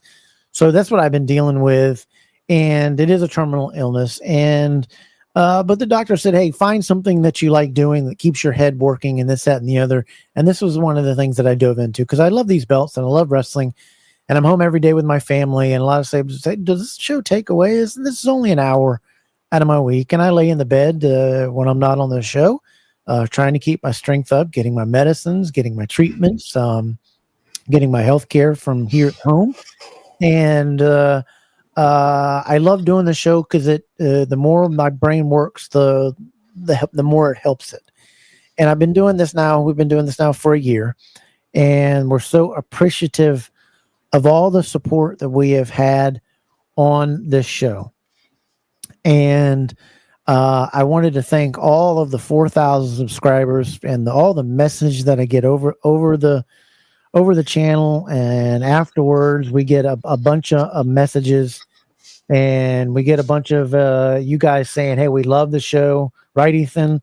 And we love this, and we love what you did, great show, great this. And I've loved all that over the past year. As you know, my health has gotten worse and worse, and you can tell through the episodes and going back to olds and things getting a little bit more worse and serious. And so we're enjoying family time. But I love coming and doing this, and I love talking belts, and I love talking wrestling with you guys. And over the past year, it has been just an unbelievable time. And it wouldn't be possible without any of you guys that have subscribed, that have tuned in, that have supported the program. And we thank each and every one of you for your support. You're subscribing, you're watching, you're sharing it, and being here each week and watching it. And the guys that watch it, many of you watch it to get through your day. You guys overseas that are so crazy about wrestling, you get on here and you say, man, I love that show. It was great. It got me through my work day. It helped out. I loved it and enjoyed it. But I also wouldn't be here without the support of my wife, Logan, and I love her for all that she's done in helping me get on and put on this show. And I know my time is limited and I'm just enjoying every day. But the show would be zero without the help from Ethan Thompson and Stephen Hammer. They helped me a lot. They put up with me a lot with however many stupid pictures I put in chat. Does this look better? Does this look good? Does this look good? Then we'll decide on one. And then 15 minutes later, here comes another one. Hey, does this look better? Does this look better? They do all of that. But we work hard on this show. And I've always wanted to say that this show, I've always put my heart and soul into it and 100% of my effort into it. Through the production, through how it looks. I want it to look like you're watching a news show or a show on TV with the changes and the quality. I work very, very hard of it, and all your suggestions and all your things, the things that you like, we love and do. But unfortunately, there comes a time to where you can't do things as much as you can anymore, and you can't go as hard as you can. And unfortunately, that time has come for Double Dropkick Podcast. But it's not the end of Double Dropkick Podcast. So I want everybody to let them know. But Double Dropkick Podcast is now going to have to, starting in September, we're going to have to go to every other week. I'm sorry that we're going to have to pull back. I'm going to miss you guys, seeing you every week. You guys, when I get on here, Ethan, what did I say before we started the show? What did I say? What did I say? I felt. How did I tell you how I feel? I felt So like. Yeah, and it's since the thing is like, hold on before we I get want there. to pull back. Okay, go ahead. Yeah. I'll let you. But what did I say before we started there? I said I feel like crap, and they hear me say that. Dude, I feel bad. I feel bad. And then, man, you guys fly off in the comments, and you guys build me up with energy. You guys take me and you get me energized and you get me pumped and you get me through the rest of the show when my medicine wears out. It used to do the whole show. Now my medicine is wearing out 45 minutes into the show. But I love each and every one of you, and we're going to have to jump back to every other week, and I'm sorry, and I apologize for that. We will, though, maybe every once in a while when we feel good, we'll go back to when we started the first month before we kind of, got going and did every week, where we'll have a special episode maybe once every 3 months to where you'll get maybe 3 or an extra one during the week or an extra one during the weekend. But for right now, I'm going to have to pull back and do every other week. These take a lot out of me. And Sunday is a very, very rough day for me after I do these shows. And I especially put too much on the wife with having to take care of me and be my caregiver, my caretaker, take care of the things in the house and keeping things clean and feeding the animals and taking care of the farm stuff and helping all the way that.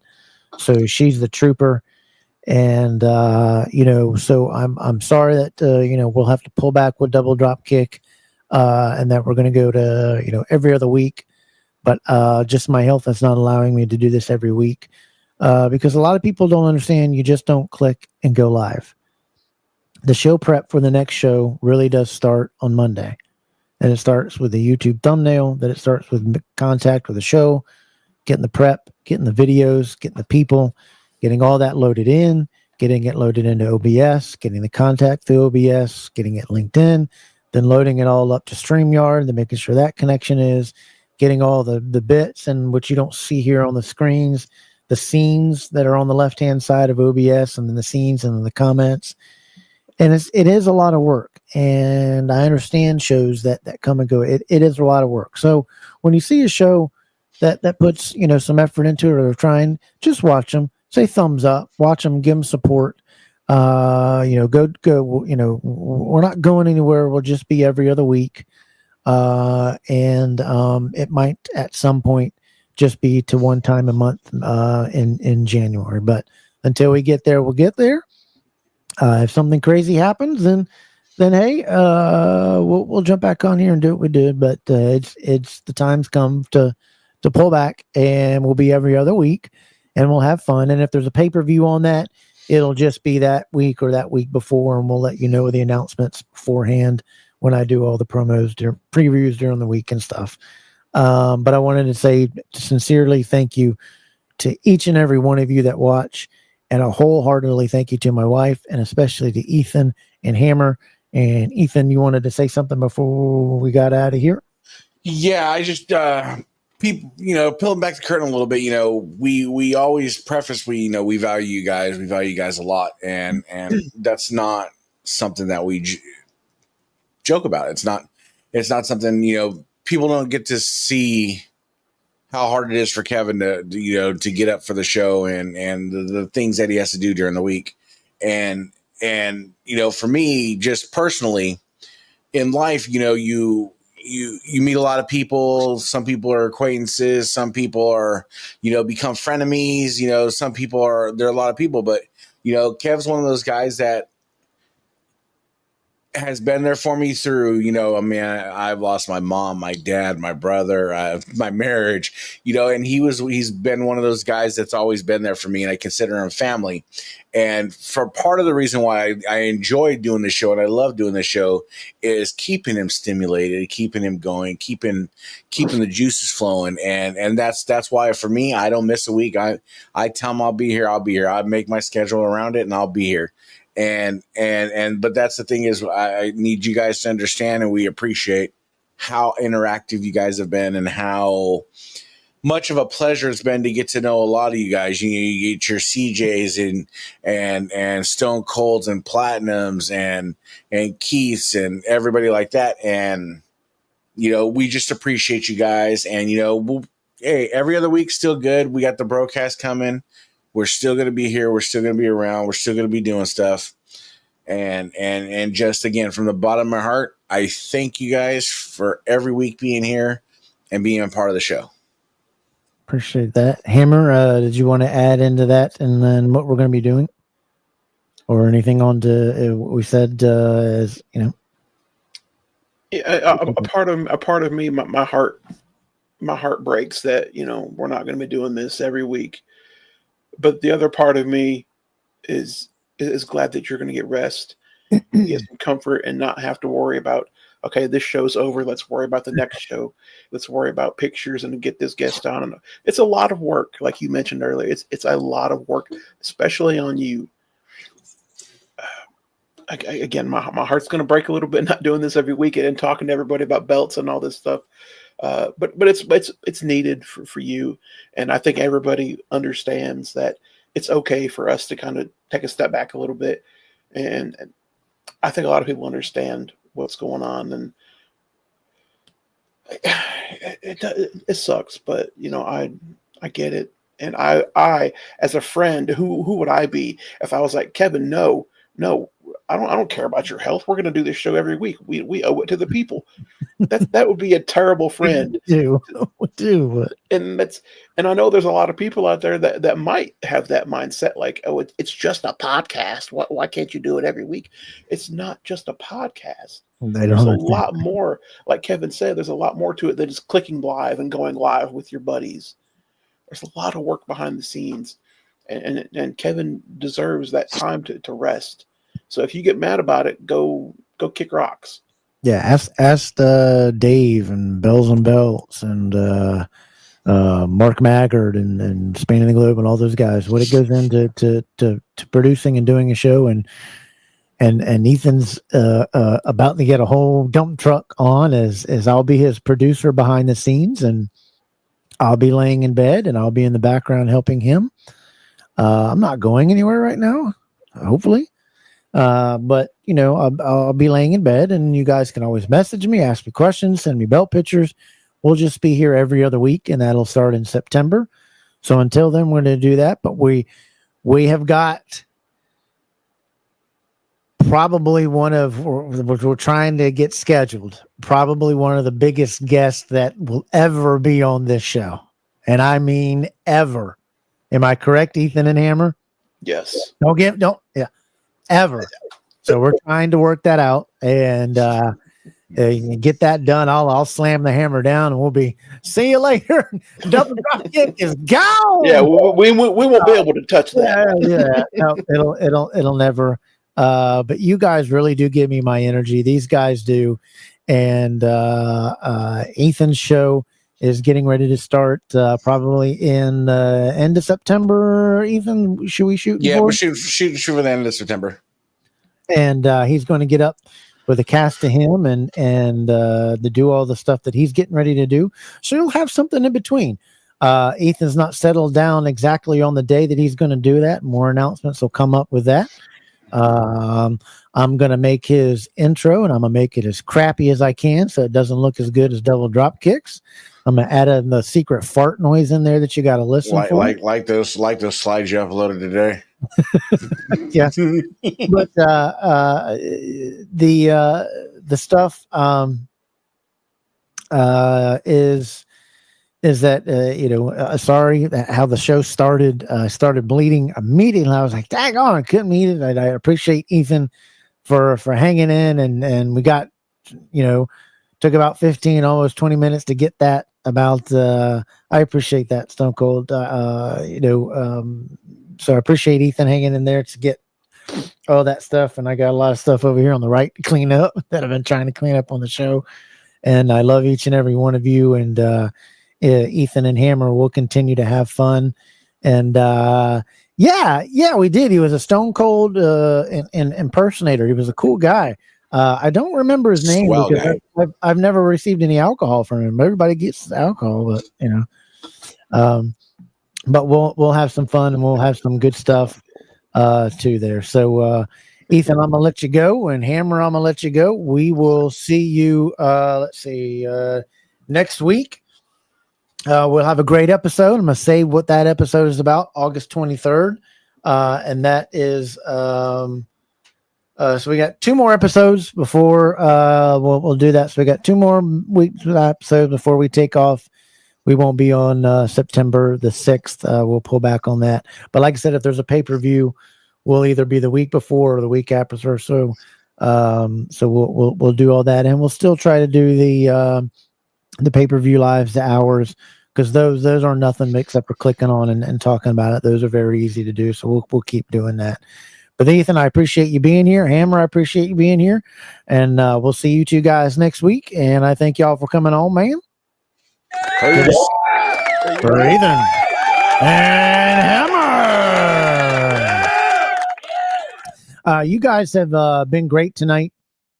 I want to thank everybody that has been a part of this show every week and that has come on. It's very cool. And like I said, every other week, you won't miss me. We'll have fun. Yeah. And but that'll be starting in September, and we can't wait to get some other good things going. That'll be on the DAV network that you'll see some reviews and stuff. But taking every other week to do this show will allow my body to rest more, because it's just getting too difficult to be able to do each and every week. But I love rocking out with you guys. I love hanging out with you guys. And remember, this is what this hobby is about. Don't let people ruin it, no matter what you pay for your belt. If you have an opinion that this belt is better than that one, that's fine. Just don't be mean about it. We all have belts that we like better than others. When you see a guy, I'm going to challenge every one of you out there. When you see a new belt day, no matter what group it is, just pop in there and say congrats. Not that many letters. So pop in there, give them a congrats, and be nice to one another in the hobby. I can't wait to see you guys next week. It's going to be another interesting topic. You're not going to want to miss it. It's another non-guest show, so it's going to be fun. Special guest interview show, but we'll have some guests on that show talking about the topic.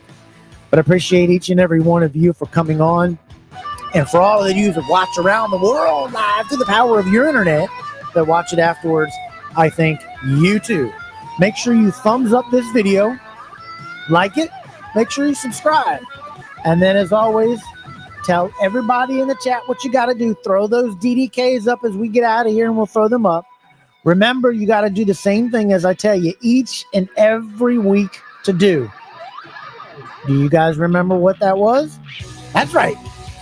Stay safe, stay humble, and we'll see you next week right here on DDK Saturday night. Good night, everybody. Love you guys. The wrestling belts rule.